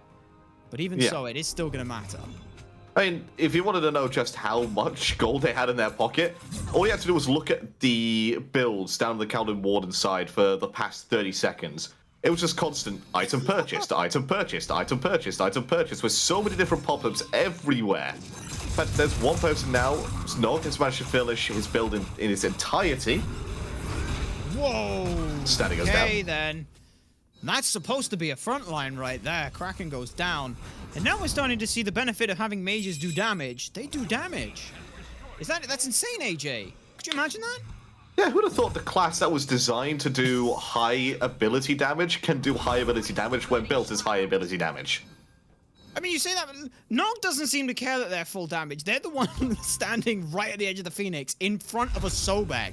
Rest of the team now shows up. Delnyyy goes in deep. Blink into the Sentinel of Zeus. They've got a lot of health to keep their name. But even so, Undying Love does not find purchase. Ripped away from the Soul Link. But Mid Phoenix, unfortunately, goes down as well. And that space creation was so big. That was just one blink and 2 ults used, one semi-defensively. And now Kaolin Wardens is going to try it again over on the right-hand side. Well, that is going to be a successful repel there on that left-hand side as the Phoenix still stands. 1 Phoenix broken, 2 potentially to go here for the Kaolin Wardens before they really go into the fountain of the Athenian Sages. But going back to the very first moments of this game, the drafts. The Fenrir certainly looks like it hasn't worked out. And that most likely is going to be in part to the fact that ELLEON is playing this Aphrodite. It just creates that little bit more hesitation of, do I really want to go in when they're just going to get Undying Loved and I'm going to be stuck in the middle of everybody? And you're right. When the Fenrir is behind, it becomes almost cruel to play. It is, and the way ELLEON has been playing this, look at the relic choices they've got. They've got Shell, but then Aegis. They have 2 Aegis. They already have the Aegis and beads in their kit, but because they've been focused out so much, ELLEON's just like, all right, bet. I'm just going to play Aegis. If I stay alive, my team stays alive, so it's imperative that I get to stay alive as well. Now a second runic bomb in the pockets for the Kaolin Wardens. I don't know if we're going to see them potentially just brute force down, because as you've mentioned before, this does feel like the very EU calculated, methodical games. We're not just going to checkers with the sledgehammer this. This is chess. And the next point is to put the opponents into check. And they're going to do so with this fire chant that spawns in 30 seconds time. And by the time they take it down, will probably be the enhanced version of the fire giant. So if the Athenian Sages are going to make a stand anywhere, of all places, it has to be now. It has to be here. I mean, they're not super far behind on builds, experience. There's just Evermed still to hit level 20. But Snaddy needs to be careful because he's been caught out again. Snaddy needs to take one more shot, and they will from the summon sigils or consume sigils, whatever the ult from Morgan Le Fay is called. It ends up working out big. And yeah, Snaddy can't step up. You look at how much it does. Consuming power, there it is. There's a lot of sigils and power in Morgan Le Fay. It's also a lot of damage when built full power. Grave now, in an awkward spot, pushed out on their own. Just turning tail and whimpering away from this point. Snaddy gone. There's still no fire giant up for another short bit of time here. What are Kaolin Wardens going to try and do with that? Well, right now, what they're going to do is they're just going to go around, farm up a little bit, grab maybe last items and some potions for everybody, and then go for this enhanced fire giant. Snaddy should be up and available for the defense for it, as the Athenian Sages are grouped up on this right-hand side. They're at the point now where they can fight back into this Kaolin Wardens draft. The gold lead at that top doesn't really matter anymore. The experience lead that they have, almost negligible. We are back to an even game at this point, but even games can still be one-sided. Momentum is a huge, huge thing here. The Kaolin Wardens certainly riding the crest of the wave of momentum here. Sure are, and look at this. Athenian Sages, they know Fire Giant's going down, but no one on Kaolin Wardens is worried about it. They are just itching for the fight. A single fight spark to blow this powder keg wider open. And the result will be a victory here, taking us to a game 3. But that's all ifs, ands, or buts in the Kaolin Wardens' best interest. Athenian Sages need a small way in. Keep an eye on Grave, trying to loop around with Snaddy. Delnyyy goes in aggressively, looking at Doug. But Evermed just cannot withstand the damage output from this mid laner. Nog credited with the kill. And now Delnyyy finds Snaddy again. Piercing Moonlight closes the distance in. Grave is out of this, but unfortunately Snaddy can't say the same thing. They find themselves back in the gray screen with 2 members down. Kaolin Wardens don't even seem to care about this fire giant. They're looking to take down this mid Phoenix again and push on into that Titan room. Yeah, they're going to go for the left Phoenix now as well. I think maybe one more pick they would have gone for the end, but look, double bombs, good night Phoenix. As down it goes, who needs minions? Who needs a fire giant as well? Yeah, and they could... Honestly, I wouldn't be surprised if they just swing back towards the Oni Fury just because they can. Because I don't think Athenian Sages could go to the Fire Giant. I don't think they'd get the Fire Giant in time. And even if they do, that kind of just makes our game even. And Kaolin Wardens go, damn, now we have to actually try.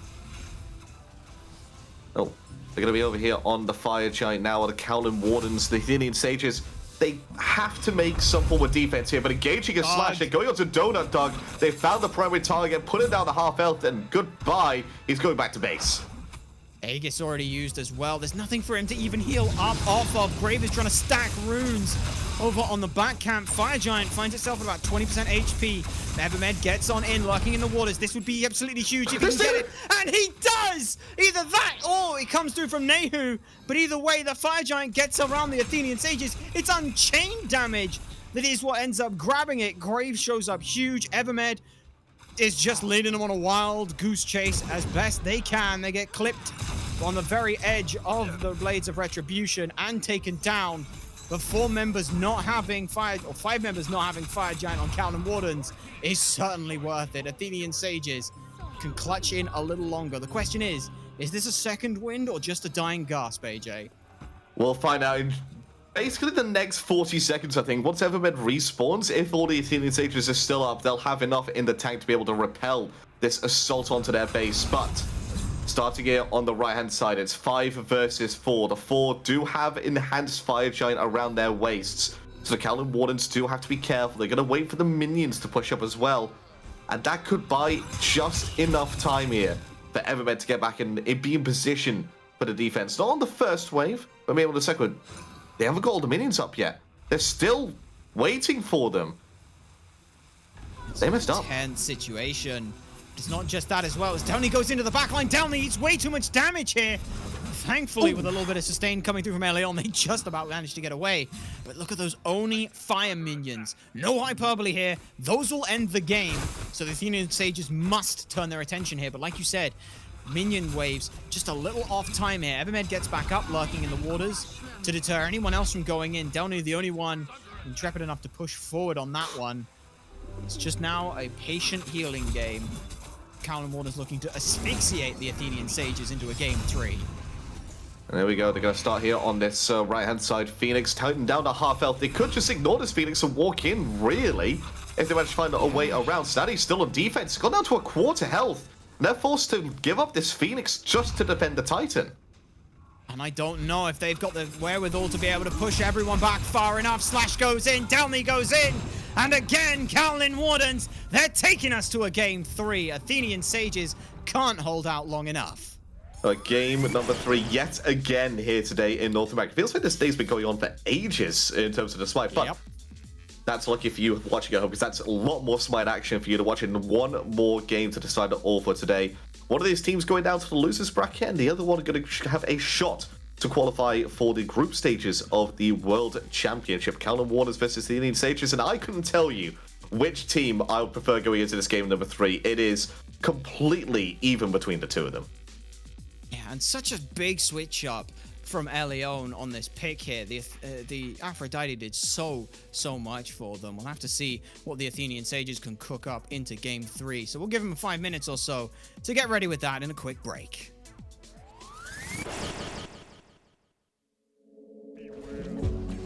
Met your friend the other day. Heard you've been trying to reach me. Good luck with that. I threw my phone into the pool. There's no reason for your feelings.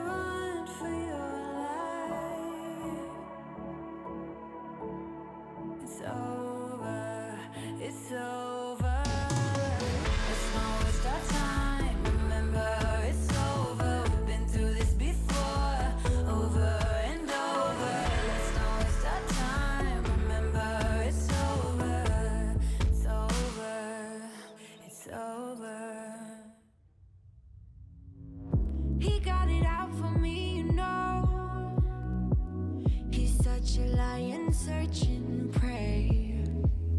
Sweet talking dirty on the floor. Look like an honest copy paste. Swarm around my head, look the way he goes. Buzzing like he thinks that he's my hero. Thinking of taking a break, shutting it down to refresh. Honey, it's all for the better. Oh no. So spit it out to my face, it's okay. I've been busy working late, unrehearsed my face, like repeating my mistakes. It's alright, it's okay, there is no one else to blame. I'm busy loving myself. I've been prioritizing, and you don't make it on that list. Don't get offended, baby. It's just a self-reviving thrift. Swarm around my head, look the way he goes. Buzzing like he thinks that he's my hero. Thinking of taking a break, shutting it down to refresh. Honey, it's all for the better. Oh no.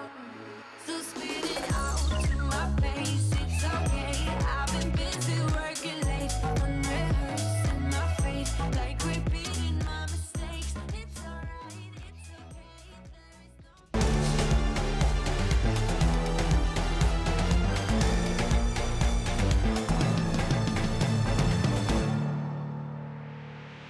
Well, we're going the full distance today. Every single set now hitting game number 3, and this set is no exception. Kaolin Wardens able to win their match out, and now to us to game 3 against the Athenian Sages. Now, stop me if you've heard this one before, Mifflin. Jungle and mid. Okay, that's all I need to say. Jungle and mid. Because that was the pop-off that we had here, at least for the side of the Kaolin Wardens. Really, I mean, when you look over at what Nog was able to do on the Morgan Le Fay, Slash, kind of taking this Tsukuyomi, that was the name of the god I was trying to think of there for a moment, looked clean. I mean, the early rotations were great. Moments of the Athenian Sages, at least trying to fight back, stealing a Fire Giant away, really did kind of help slow down the later stage of the game, but by that point, the Kaolin Wardens were already 10k up. And the Wardens with the lead generally can roll with it, and they do exactly that. Really liked ELLEON's performance on that Aphrodite as well.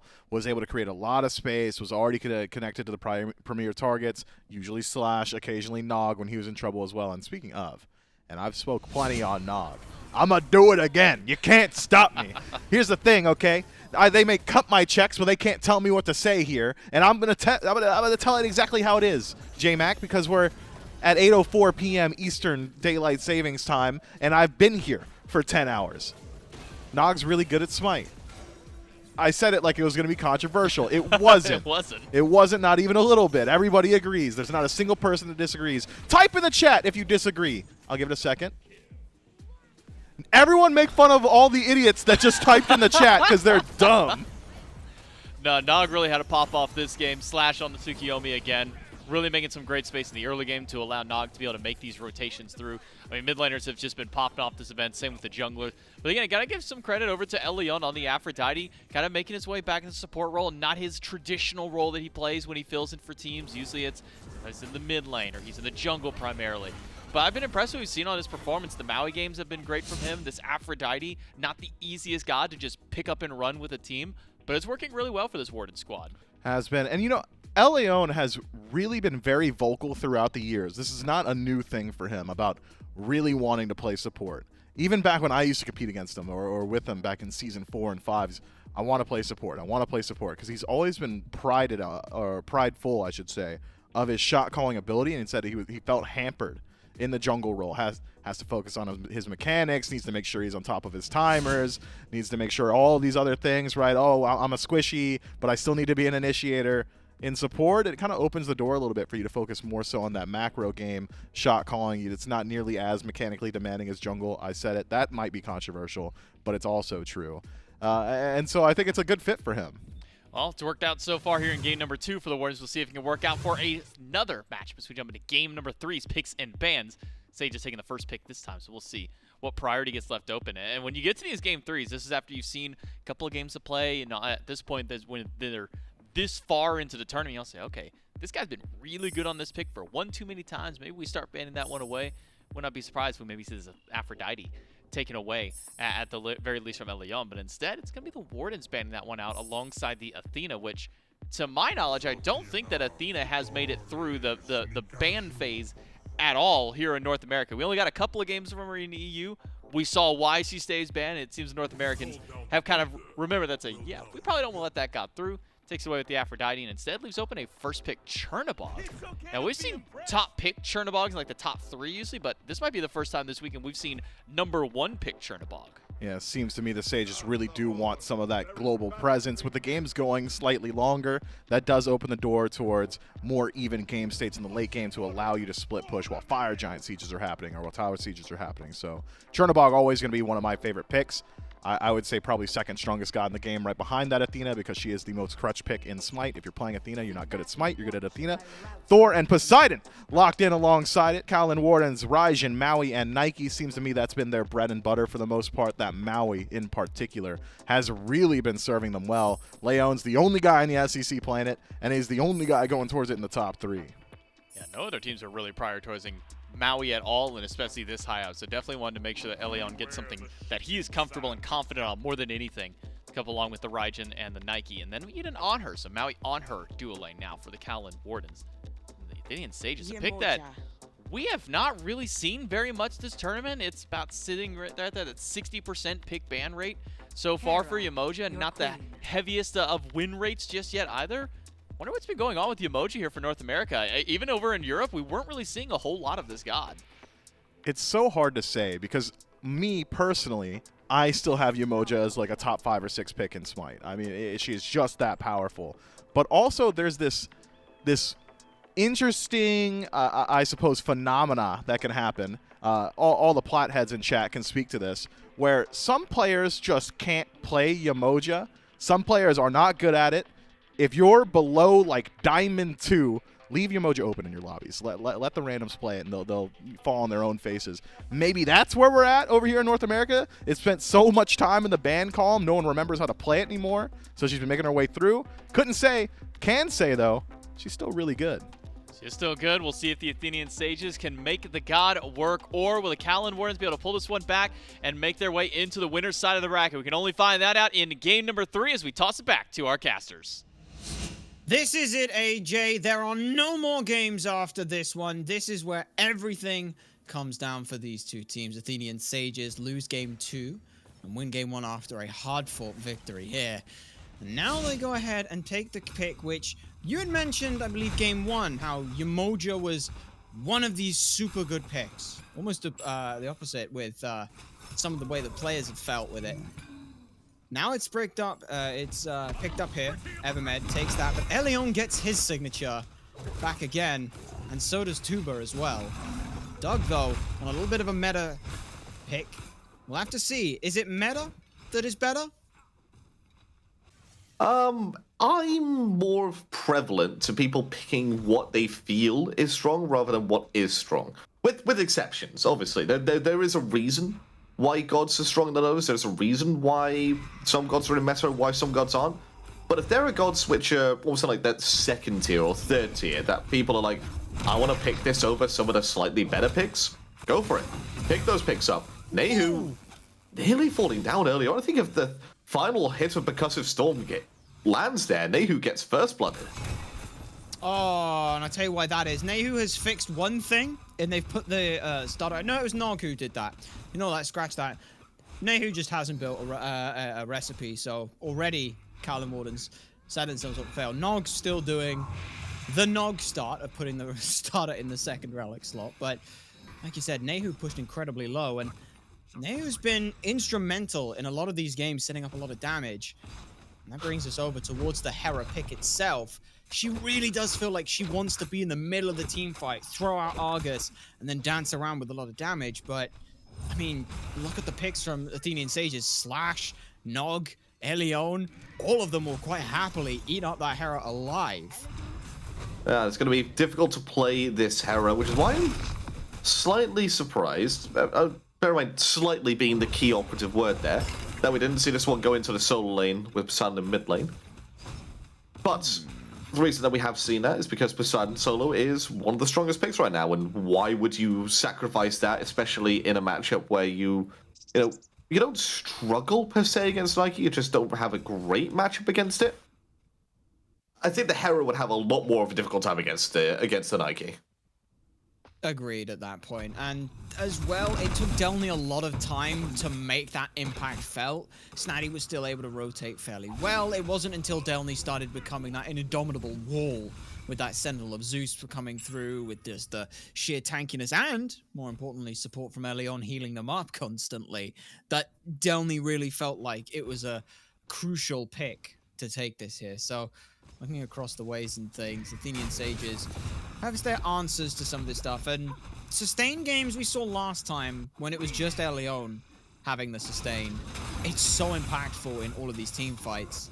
I would expect the same could be said of Evermed, yes?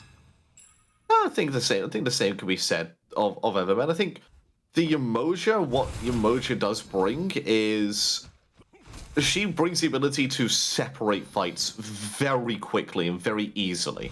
I mean, those walls that she can bring up, the River's Rebuke, just split team fights into 3 different sections, and it becomes very difficult to fight into it if you don't have a leap and don't have a dash. Fortunately for Kaolin Wardens, every single one of them are able to get out of those River's Rebuke, nullifying the impact of that ultimate just that little bit. A little bit, but at the same time, if you're forcing everyone to use that leap, it may not be quite when they want. We'll have to see if Grave or maybe even just DonutDoug or anyone else can make use of that. Grave goes back to the Thor. Level 5s here for Tubahh and ELLEON. So we'll have to see whether that makes any impact. But no, both Evermed and DonutDoug do manage to get themselves over to 5. Grave was around here as well. You can see just hiding out in that purple buff camp. Goes ahead and backs. Now gets themselves online their Jotun's Wrath. And we're here for a uncharacteristically quiet early game, AJ. Yeah, but then again, it isn't an elimination game, but it is going to put you into an elimination game if you do lose this one, whilst the other one you can win that and qualify for the World's Group stages, as we mentioned before we hit that break. So it's nervy times. This is a game which has a lot riding on it. You want to make sure that you're not giving away cheap leads or dying for First Blood in a way which is very easily identifiable and easy to stop. Grave has other ideas. Grave. Snaddy, that is your own teammate there, Grave. So landing on Snaddy does not get you anything there. And it also reveals that Delnyyy was in a little bit of duress. They'll lead the ultimate, and it will do a fair bit of damage for now. But that's all it will do. Slash is also around here. Doesn't end up in any duress. Nayhoo. Oh, wow. Goes out to throw out Argus very early here. River's Rebuke comes down. And instead now, it's just going to be a bit more of a fight because Doug's made the rotation. And it's Nog who's within the focus here. Evermed picks up first blood on them. And ELLEON might soon follow. The dash forward is big. Up with the landfall to buy him a little bit of time. But two quick early picks. Try saying that 5 times fast with the Athenian Sages. And just almost was a turnaround kill for the Kaolin Wardens. Hey, Slash almost picks Grave up as he tries to hammer away with me on his achievement, but just about misses the clip with the Powwow there. I'm very surprised, though, that Slash has gone back to this Darji, given that in game number 1 it didn't perform quite to the standards which I think he was expecting it to. I'm all for Grave going back to this Thor. I think he had a phenomenal performance post about 12 minutes on the Thor. A little bit quieter sort of in that early game, but I think, as Myth pointed out, that's absolutely fine if you're going to be doing that sort of late game explosiveness. So I'm thinking, is there a different pick that Slash could have gone to than this Darji? Well, there are a lot of gods available, but they're all shoulda, coulda, wouldas here, and Slash obviously feels that there is something this Darji can potentially bring to the table. Potentially fighting out on Snaddy, anyone without CC immunity. Nayhoo also comes to mind. Evermed, sure, but you don't really want to pull the tank in, I suppose. But look at this, Grave going on in, and it's all focused on Nog. Athenian Sages have said Nog is the problem, so Nog just does not get to play Smite tonight.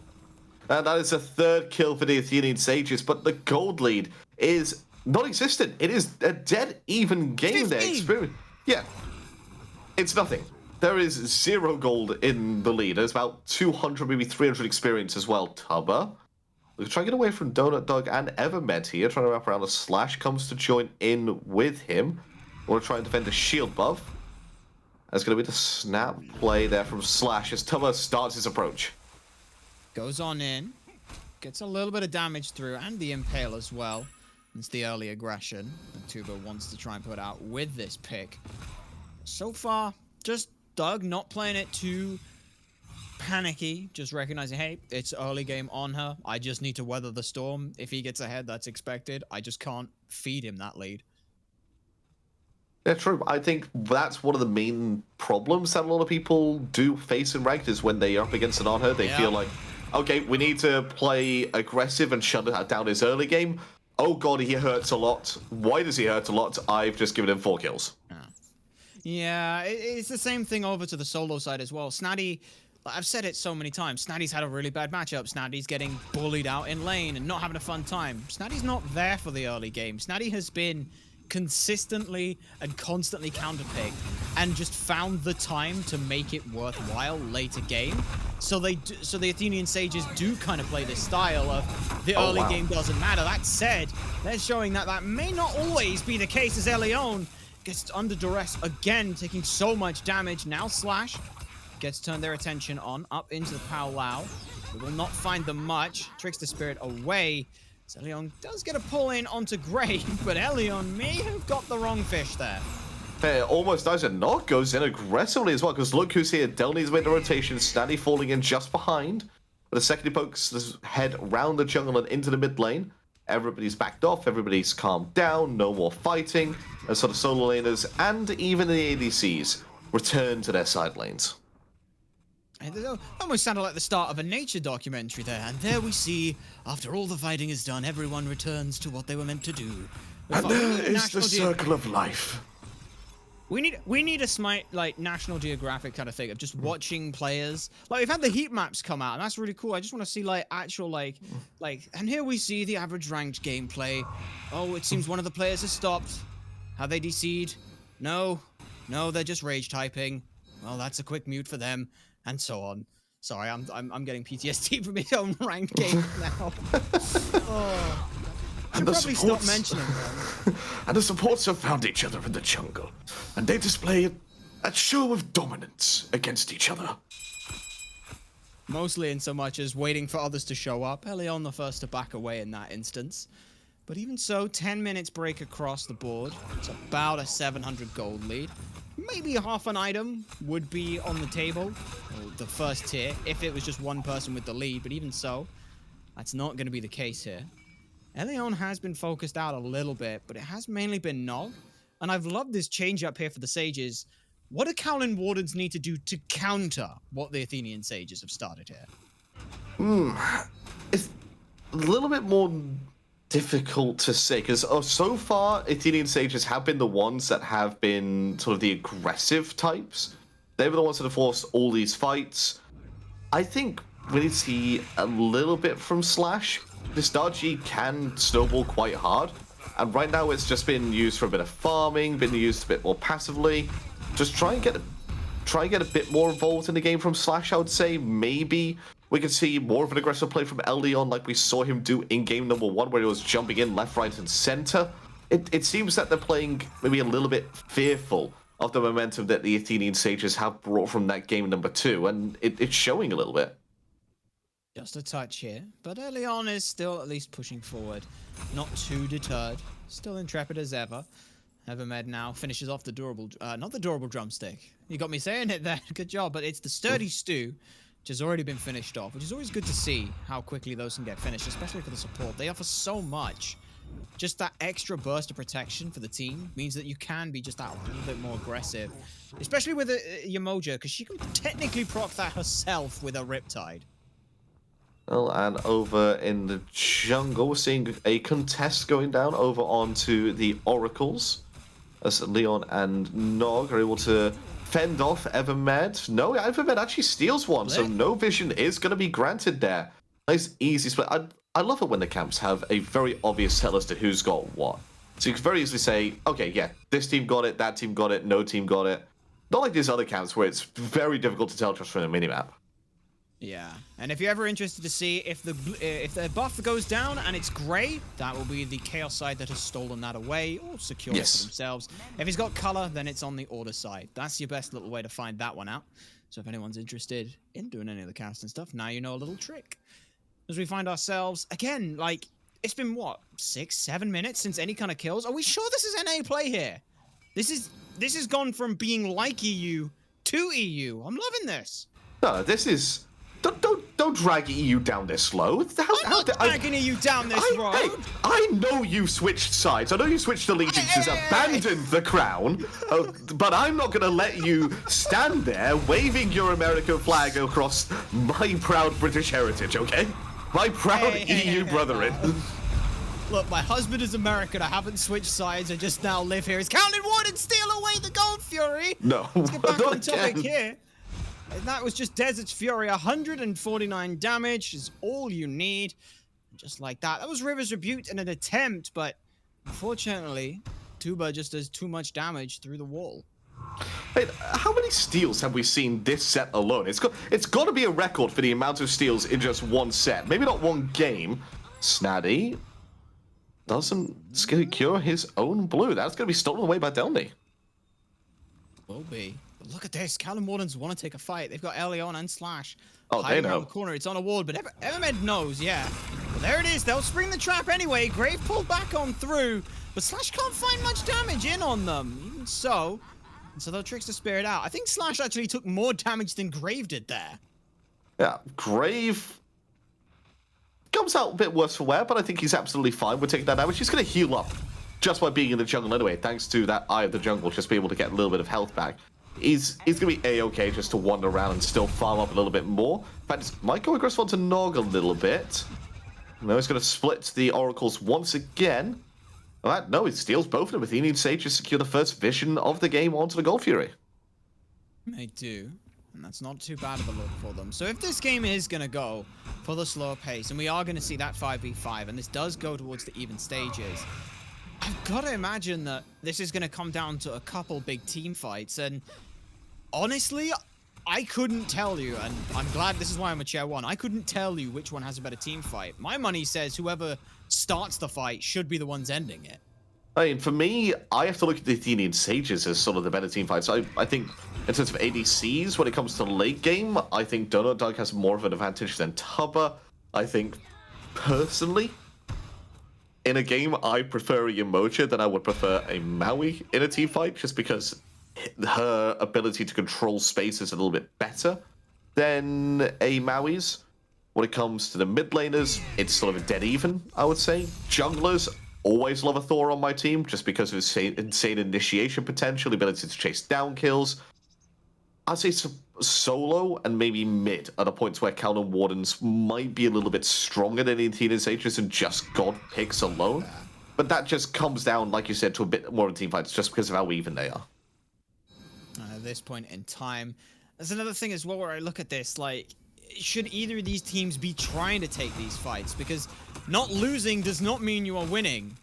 As Evermed eats about 20% of their health, 25 at best, from a little bit of damage coming through. Now Snaddy being aggressed on under their own back camp here. Pulled back in, but Slash doesn't feel comfortable going in. It's just ELLEON poking them out, poking and prodding, trying to grab out any cooldowns they can, because all 5 members still have beads on the side of the Kaolin Wardens. Now ELLEON in a bit of trouble. Has to take a lot of damage to get on the way. They do just make it to the wall. Brave. Brave is going up. Where are they going to land, though? It's a wide shot. They're looking for ELLEON. Has he got a wall for this? It does have a wall, but it doesn't connect. The hammer, on the other hand, does, though. Credit Snaddy for the cripple. Yeah, who needs to connect the wall when you can do that? Oh, it's 16 and a half minutes in. Let's go! This is the NA scene we wanted. I should probably not sound quite so happy for it, but Slash goes back on through, looking for a lot of beads, looking for anything they can pull in. It's just Grave and then Trickster Spirit away. Athenian Sages wanted it. They are taking as much as they can, whenever they can. They had a small lead up here, and now they will head back towards the Fire Giants. That eats so much damage from Nog, akin to last game. Now Taiko Drums comes out, and Kaolin Wardens steal away the second jungle objective this game. Athenian Sages, it's a good thing you didn't stick on that Fire Giant, because it would not have gone well for you. Now Nog being run out by Dave. Good knock up, and a good bit of peel will keep him alive. Oh no. They got beads from Grave as well just before he dies. If they paid attention, they know he no longer has beads up. he does have CCB and ultimate, but that could be huge for them if they actually find him off in the jungle. Kaolin Wardens have raced themselves into a lead there, and they're just extending it more and more and more. I think it was a little bit foolish for them to have started the Fire Giant there. I think going for the Pyromancer was the play. I mean, I don't dislike the fact that they wanted to play aggressive and wanted to try and up the tempo of the game. Maybe just the wrong time to do so. You got to be able to back up what you're trying to threaten at that point in time. They just did not quite have the ability to do so. So Kaolin Wardens, in very classic EU style, down in kills, up in XP and gold. In a very good spot. Doug now having to pick their poison. Who do they go to? The answer is Slash. And whoever they end up with here, it's just because Snaddy is around to keep them alive. But it's not good enough. They're going to get pulled back on in. No, beats and Aegis. That. They beat and Aegis that as well, and they still died to the damage output. Now Snaddy's having to run for their lives here. We've seen this play happen before. It wasn't 18.5 minutes in. It was like 30 minutes in that Kaolin Wardens had started taking this kind of a control of a game. So far, it has just been the Athenian Sages being mispositioned. I'd say a lot of the kills and a lot of the times they have been able to find these leads and find these wins have just been, again, poor positioning or poor aggression coming out in Grave. Truly embodying that right now as he gets punished once again, not credited with the kill. And there you see the benefits of a damaged Raijin. That Raijin just doing enough damage to cancel out Grave's Anvil of Dawn. Even takes the cooldown of it with him as he perishes mid-flight. And now, this is the kind of play the Athenian Sages wanted to do. But instead of actually going for the Fire Giant in an almost Hail Mary burst, Kaolin Wardens are again setting a honey trap, baiting members in. The Fire Giant gets low, and Athenian Sages, outside of Evermed, have just given this up. Kaolin Wardens have recognized it, and so instead, they'll just take their free Fire Giant. 19.5 minutes in the first Fire Giant of the game. It's a little bit earlier than what we have seen in most of our sets today. In fact, I think maybe all of the sets. It has been one of the earliest Fire Giants that we have seen. And they looks like might look to extend their gold lead beyond what is capable of for the Athenian Sages to fight back into. Snaddy, your tower's not safe, buddy. Your tower's not safe. No, no one is safe. Nowhere is safe at this point in time. Delnyyy pushes them back as Snaddy gets controlled a fair bit. Less damage done to them, more so looking towards the tower here as Slash actually finds themselves in a 2v1. They cannot answer that one back. Meanwhile, DonutDoug is doing what every good Chernobog does. Ignore the entire team and just split push for as much farm as they can. This will come with a benefit, though. Doug needs this gold and XP, so it's kind of double dipping here. Yeah, I like what he's doing with that Chernobog, like you mentioned. Just getting that split push, getting that extra bit of farm, getting him as close to Tubahh as possible. And it just gives the Athenian Sages a way to bankroll their way back into this game. If they didn't have the pressure coming out from DonutDoug on the left-hand side, they probably would have been out of this game in terms of the gold lead. All right, now the Athenian Sages find themselves 5,000 gold down and 4 members with the Fire Giant Slash. Unfortunate in their positioning, gets themselves picked off. But even so, the rest of the team, they found a foothold on the right-hand side. They got down the tier 2, but it was answered back. So, in all honesty, I mean, power play, you can see that. They've got a kill. They've got a lot of XP up right now, but that XP is going to reach a limit here. Actually, it's minus XP. They have gained less farm than the Athenian Sages have. Oh, that is... Is that true? That can't be. Yeah, sure. read it.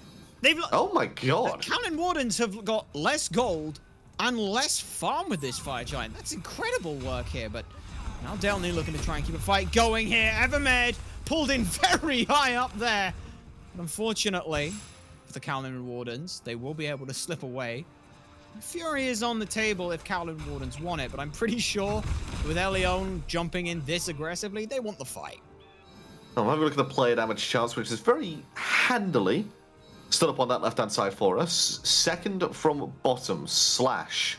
Only one of his team's members without a Fire Giant right now. Tubahh sitting just above him at about 3,000 difference. And then we have a massive jump over to Nog and Delnyyy, the mid laner. Nog. Mifflin pointed out that he's extremely good at Smite. I don't think there's any doubt in that.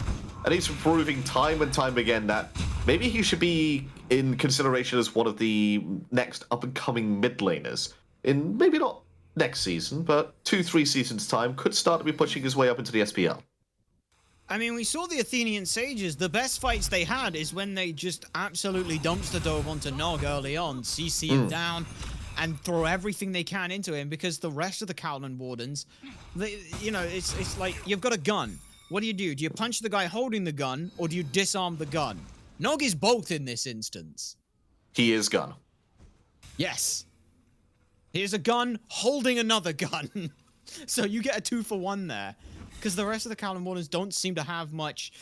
Alright, that's taking it a bit far. It's not that they don't have a lot, it's that everything seems to be centered around the momentum that Nog's damage can build up here. And now, we are seeing a start of a siege. Athenian Sages semi-defend this. And the Kaolin Wardens respect it. Yeah, they're going to be able to fend off the aggression here for the Kaolin Wardens are the Athenian Sages. But still, they are going to forfeit one very, very important objective here. The Stygian Beacon is going to go away with the Kaolin Wardens. Let's I can't believe they've just... it's over for them. They lost the Stygian Beacon. How are they ever going to compete with the extra movement speed that they're going to bring out now?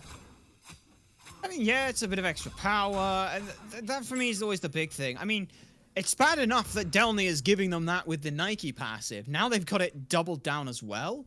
Athenian Sages aren't exactly ever going to feel like they're on even keel, but it's slowly getting towards parity with experience. Level 20s getting close across the board. Biggest difference now, ELLEON, level 17. But even so, Athenian Sages need to come up with a game plan here. Delnyyy with a teleport can match the rotation from Doug. We've seen this before. The person with TP follows through. Because unfortunately, Nayhoo does not get pulled too far. Clipped on the geometry of the map. Oh my god. And look at that. Evermed again. This is supposed to be the front line. Nog just says, I don't care. Take all my damage. DonutDoug has made the rotation in as Slash looking for damage. Meanwhile, the back Grave just deletes Tubahh. That's huge for the Athenian Sages. Oh, but look, he's been turned around there. Slash picks up his third kill of the game for himself. In the back, Delnyyy goes down. Nayhoo is the recipient of that kill, and the Kaolin Wardens have to cower in fear as they run away. Snaddy's chasing him down. Looking for it. Gets pulled on through by ELLEON, but it is a full retreat now for the Kaolin Wardens. This is the kind of fight the Athenian Sages have had in the past, and they're looking for it again. Nayhoo being aggressive because they know they've got that second lifeline. See it around them, the alternate timeline, if needed. But instead, Athenian Sages will go ahead and back up. They've got a two-man or one-man advantage at the very least. Fire Giant around their belts would certainly even things up. Kaolin Wardens are not letting this go for free. ELLEON stole one of these once. Can he do it again? He's going to go for it. Solar Swing will not hit home a second time. Athenian Sages get themselves a Fire Giant and ELLEON just for fun. All it takes is one team fight. Not just saying that for Stellar Ultimate, you can say that for absolutely anything in SMITE. And therein is Exhibit A. Proven completely. Athenian Sages looked like they were a little bit more lost this game. I mean, yeah, they had the kills, but Kaolin Wardens looked like they were the ones in the ascendancy. Just one fell swoop. It's all been taken away from the Kaolin Wardens, and the Athenian Sages pull this game right back to as even as possible. And now, it feels like momentum's completely on their side. At least it will be for the next 3 minutes. And the best part is they can still use that split push potential from Doug if they feel so inclined. Push them up on the right-hand side or mid lane, anywhere that they feel so inclined. For now, it feels like Athenian Sages just want to close that gap a little further. They'll grab Primal Fury, they'll dot their T's, cross their I's, and make sure everything works out. Yes, I did say that the right way around. It was intentionally wrong. And that's what makes it funny. But either way, Athenian Sages now, like you said, they have momentum. It's up to our Kaolin Wardens to push back a little bit. It might be around this left-hand side tier 2. Is this something the Kaolin Wardens should defend on, or is Phoenix okay to fall back to? With the goal lead being even at this stage of the game, I think falling back to defending on the Phoenixes is absolutely fine. The tier 2 towers aren't going to change much, if change anything at all, about the complexion of this game. All it's going to do is, say, Athenian Sages, if they get the next Fire Giant, are able to siege on it straight away, rather than having to go through a tier 2 tower, which, the next Fire Giant being enhanced, it would have just chewed through anyway. Very very good point. But Athenian Sages here, they're not gonna go ahead and brute force this down. They're taking their time, playing it carefully. All of the Kaolin Wardens are here. Like you mentioned in the last game, this has to come down to the junglers, and both of them have been instrumental in most of the kills that have happened this game. ELLEON ate so much damage here. It's a lot of CC, but they get to live through it, and now they pull back in one. They'll get caught by the River's Rebuke, but it's still not good enough. Graves around the back, but they're forced away by the rest of the members. Now slaaaaaasH could potentially try and turn this around. Grave has no beats or Aegis, and he is pulled back in. That's a pick for the Kaolin Wardens. They hold long enough to keep this mid-tier 2 standing almost for the whole fight. nnog was able to just zone a little bit there for the rest of the team, and well, ELLEON survives completely freely. I don't know how he survives. He was dead to rights, dead and buried, is in between the River's Rebuke, manages to get an ultimate off so he can proc his Pridwin to give himself an extra shield, extra little bit of health. Don't forget, he's gone for the Pridwin. It gives you extra health on that as well. So a smart pickup there from ELLEON, saving his life. And a good work for them. Yeah, the Reverend Pridwin there. 200% of protection from items coming in at a health shield.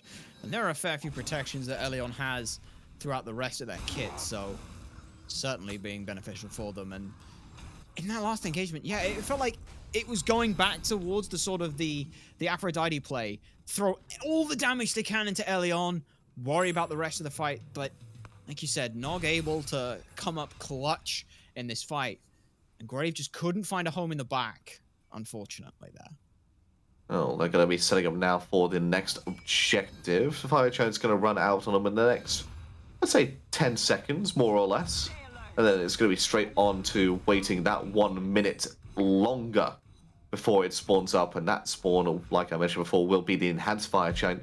In between then, you have a little bit of an appetizer, as the Pyromancer is due to spawn up very shortly. In fact, 6 seconds on that clock. Thanks for handy little widget at the top left. And so far, Kaolin Wardens in prime position to take that mini objective. They certainly are. I'm just trying to keep an eye on how much damage Evermed takes whenever nnog hits them through this penetration build. There's so much available for them. It's like so much flat, and then what, like 50% flat, 50% penetration coming through thanks to the passive from Obshard. No one is tanky, especially not Evermed, because they don't have that many dedicated magical protections. Oh, what they're going to try and do is use that penetration just a little bit more as he try and push into this chokehold the Kaolin Wardens have got over on this right-hand side of the map. You actually get the Pyromancer, but now it's all about zoning for this Fire Giant, and Delnyyy steps up just to poke out a little bit, but eats more than he's dealt. He does, but his healing coming through from that axe isn't exactly anything to scoff at. Nayhoo threw out the Royal Assault, I believe. The Yaga Slam, where he comes in and clamps the hands together. Threw that out, and Delnyyy pretty much healed that entirely. It was all thanks to Snaddy afterwards to follow up to do that. Now, this Fire Giant pit has been controlled by the Kaolin Wardens. We've seen Riptides win games just on pulling members out of position, so keep an eye on those. Delnyyy, it's a little bit more damage for their troubles. This time, no way of healing this back up. They have to go back to base. Look at this. Oh. Look at Doug. They're looking to threaten a Phoenix here. So Delnyyy now forced into an engagement, goes for the Sentinel of Zeus to push everyone else away. Where is Grave going to land? It's in onto one, but unfortunately, couldn't quite land it. Now, though, Doug living nightmares, but doesn't join. Instead, just goes to back.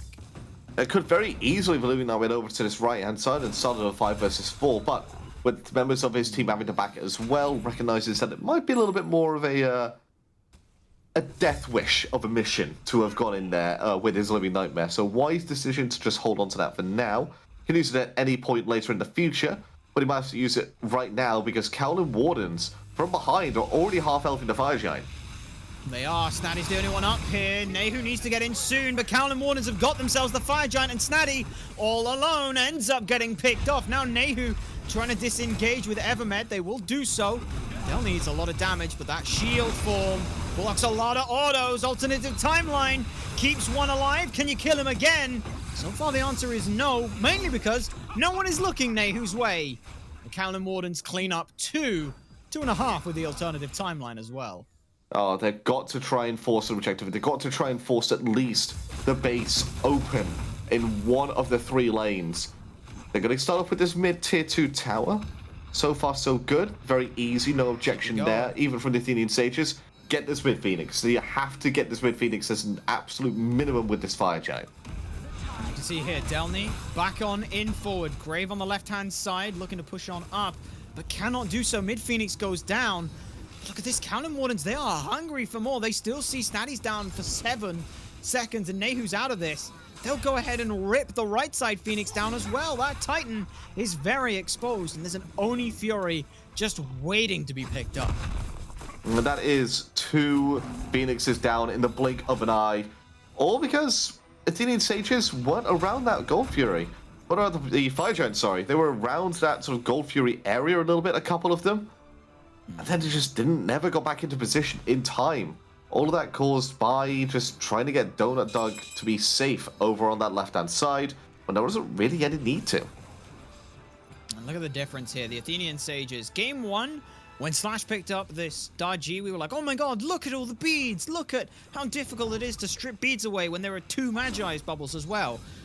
Big difference this time. Nog's damage doesn't need bead setup, doesn't need the crowd control. It just comes out so effectively, so efficiently. We go back to the old saying with the Raijin. You bang the drum, you make them dumb. And that's what's happening here. Was that a Night at the Museum reference? No, that would be you bring me gum, dum. I was Night at the Museum. Reference. Yeah, that's the reference. I was mentioning like the Captain Twigs or the Pretty Primary when it was like you just bang the drum. That's Chop what that chop was. as well. That's that's chop. What is it with players just deciding that it's like one word repeated twice suddenly becomes a thing? You got chop chop, drum. I'm sure there's more. Child make it more. Because we Smork, we like aggressive play. We like to see number go high. And to be fair, those numbers are going high. Look at the player damage numbers coming through. 25,000 on Nog, uncontested by anyone. Even Delnyyy, for all the solo lane slap fights that they get in, cannot measure up to this. As now, Oni minions pushing down the left. Oni fire minions pushing down the right. Oni fire minions pushing down the mid. Something's got to give here for the Sages. And so far, the Kaolin Wardens, they can taste it. They can taste the ability to fight for their place at the World Championship group stages. The Athenian Sages have to hold on to that dream, but they'll go down to the loser bracket. If they lose here, Nayhoo's going to be drawn back into the beginning of the fight, and up goes Thor. Where's he going to land? Can he afford to land at this point? The answer is he lands on through, but Delnyyy takes down 1. 3 members have gone almost incidentally where they land, and the Kaolin Wardens, this was supposed to be the even matchup, but Kaolin Wardens in 35 minutes, 2 members left, DonutDoug and Evermed are doing everything that they can, but there's just too much pressure from too many places. Kaolin Wardens, 5th seed, first to make it to Worlds. And there we see it. They've got 1 more game to win, but they also have a shot if they do lose that game again. That's what they're afforded by going into the upper bracket winners final. They win that game, that's all they have to do. They're in the World Championship. Well, the group stages of the World Championship were played a week before the World's premiere in Arlington, Texas. The Athenian Sages, that's their one and only loss that they can take from here on out. They have to win from here on out if they want to qualify. It was such a rough matchup there. The pressure just exploded out, and once Kaolin Wardens get hold of pressure, they are so good at never letting it go. Every opportunity for a fight, they are taking it. Every opportunity to exert that lead, they are taking so effectively. And I gotta look at ELLEON, like it was mentioned on the desk, like this pick of the Maui, it's only ELLEON who picks it, but I don't think you can afford to let him have it. No, I think from now on, they're going to be respect banning this a lot. Unless they've come up with something in Grims which are able to deal with this Maui, it's going to be a pick which is going to be looked at as a potentially special ban if they can afford it. May very well do so. But J-Mac, Mifflin, that was it for the games. Go ahead and send us home. Well, it is the Kaolin Wardens moving on into the winner's side of the bracket with a win here over the Athenian Sages in a 2-1 Game 3. And I got to give credit to the cast at the end call there. ELLEON on this Maui has just been great for this team. It's worked out so well. These pulls, the islands, even if he's only pulling one person at a time with these, the space that he's able to create with these ultimates is really allowing the rest of his team to be able to funnel in, get these kills. He's burning beads, so that way Slash on the dodgy is able to make use of the powwows these times. And really, we're starting to really see the cohesion come through with this team. Yeah, and it's also the versatility of that Maui play. When we used to see Maui a little bit more often in the meta, it was always, I'm initiating the fight. It's got to be me. I'm going to go for my leaping aggressively. I'll drop my shell on myself. I'll hit the pools, this, that, or the other. But ELLEON is very much so willing to play a little bit further into his own backline, utilize that insane, really it is an insane amount of CC to actually peel out for his allies rather than getting involved himself. He'll leave that roll up a little bit more so to Slash or Delnyyy, which is maybe why we see Delnyyy going towards these warriors a bit more often. If Leon is going to spend so much time making sure that star mid-player Nog is having a good time, someone's got to get that fight started, and Delnyy's taking up that role.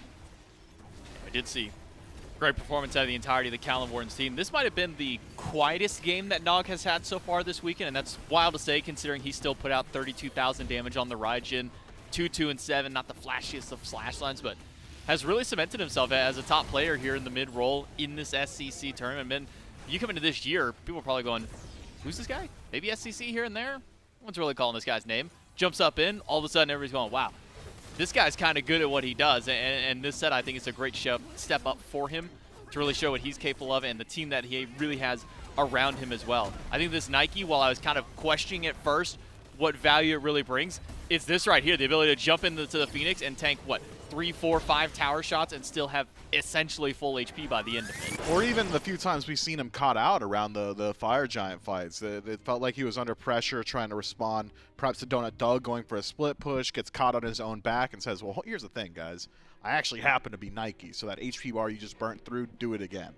The god of 2 HP bars, and Delnyyy certainly utilizes that very well. Slash is a bounce-back performance after a much more quiet game on Dodgy earlier on today. Now 4-1-5, 9 affected, looks really, really good.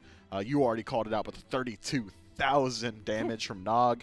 I mean, that's literally all you could ask for from your mid laner. And then Tubahh, we haven't had too many opportunities to say his name today, has himself a very quiet, good performance here. Does a good role play style ADC. It reminds me of the Wowies of the world.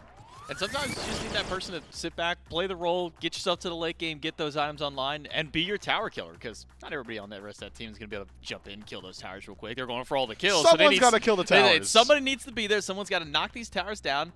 Tubahh did a lot of that in this game. Maybe not have put up the most damage, but making sure to still keep himself alive. And that's another important factor for the AC. Keeping yourself alive, but being able to stick with the team. And he did that. And maybe it helps being able to have players, like ELLEON, like Delnyyy around him on this one, at this one. Really love what we got to see out of Nike. I think seeing these warriors again, seeing the teleport style and seeing that aggressive nature, it's kind of made things a little bit nice. We can jump into the bracket. See, we have only 3 more sets to go for the weekend. So if you tune in tomorrow, 11 a.m. Eastern, we're going to kick things off with the Aru Scorpions and Athenian Sages. Loser of that match is out. No more, can't go any further. Their time in the tournament is over. Winner of that one will then move over into match 15. The winner of the next match, match 14, which is the Shibalba Storm and the Kaolin Wardens, they're going to the SWC qualifiers in that first week of January. They join the other 2 EU SCC teams and the 4 SPL teams that aren't at Worlds yet to see who's going to try and have a chance to qualify for Worlds. And then you take the loser of match 14, the top one, the winner of match 13 on the bottom. They play against each other one final time for the winners finals to see who's going to be the second and final SCC team to qualify up towards Worlds. So, top match, win, go to qualifiers. Bottom match, lose, go home. Then 2 remaining teams from there play one final time to see who's the last team to go. Understood. Sounds simple to me. And you're telling me, hold on, qualifiers, let's talk a little bit about that. Is that like another online tournament that we're going to get to watch, or is that all here in studio? Like, where are they going to be playing? Boys going to be playing here for that chance to qualify up towards Worlds. And remember, the 4 teams that do make it through the qualifiers will get drafted by the 4 teams that have already made it to Worlds to be their opponents. Remember, all the way back, if you can, towards the playoffs that we had for the SPL teams. Styx Ferryman, your number 1. They get a pick who of the 4 teams that qualified through that point, who their opponent's going to be in that first quarterfinal matchup. And then it goes down the list for the remainder until all the teams have been drafted and all the quarterfinals have been decided for SWC. So we still have tomorrow to go here for the SCC qualifiers, and then as always, January for the SWC qualifier portion. And then Worlds right around the corner, like I said. Also January. Less than 4 weeks until the SMITE World Championship kicks off in Arlington, Texas. We still got to get through the rest of the SCC qualifiers. That'll be tomorrow at 11 a.m., so make sure you tune in. On behalf of myself, Miff, and all the other cast and everyone behind the scenes, thanks for watching. We'll see you tomorrow. It's 9 p.m. It is.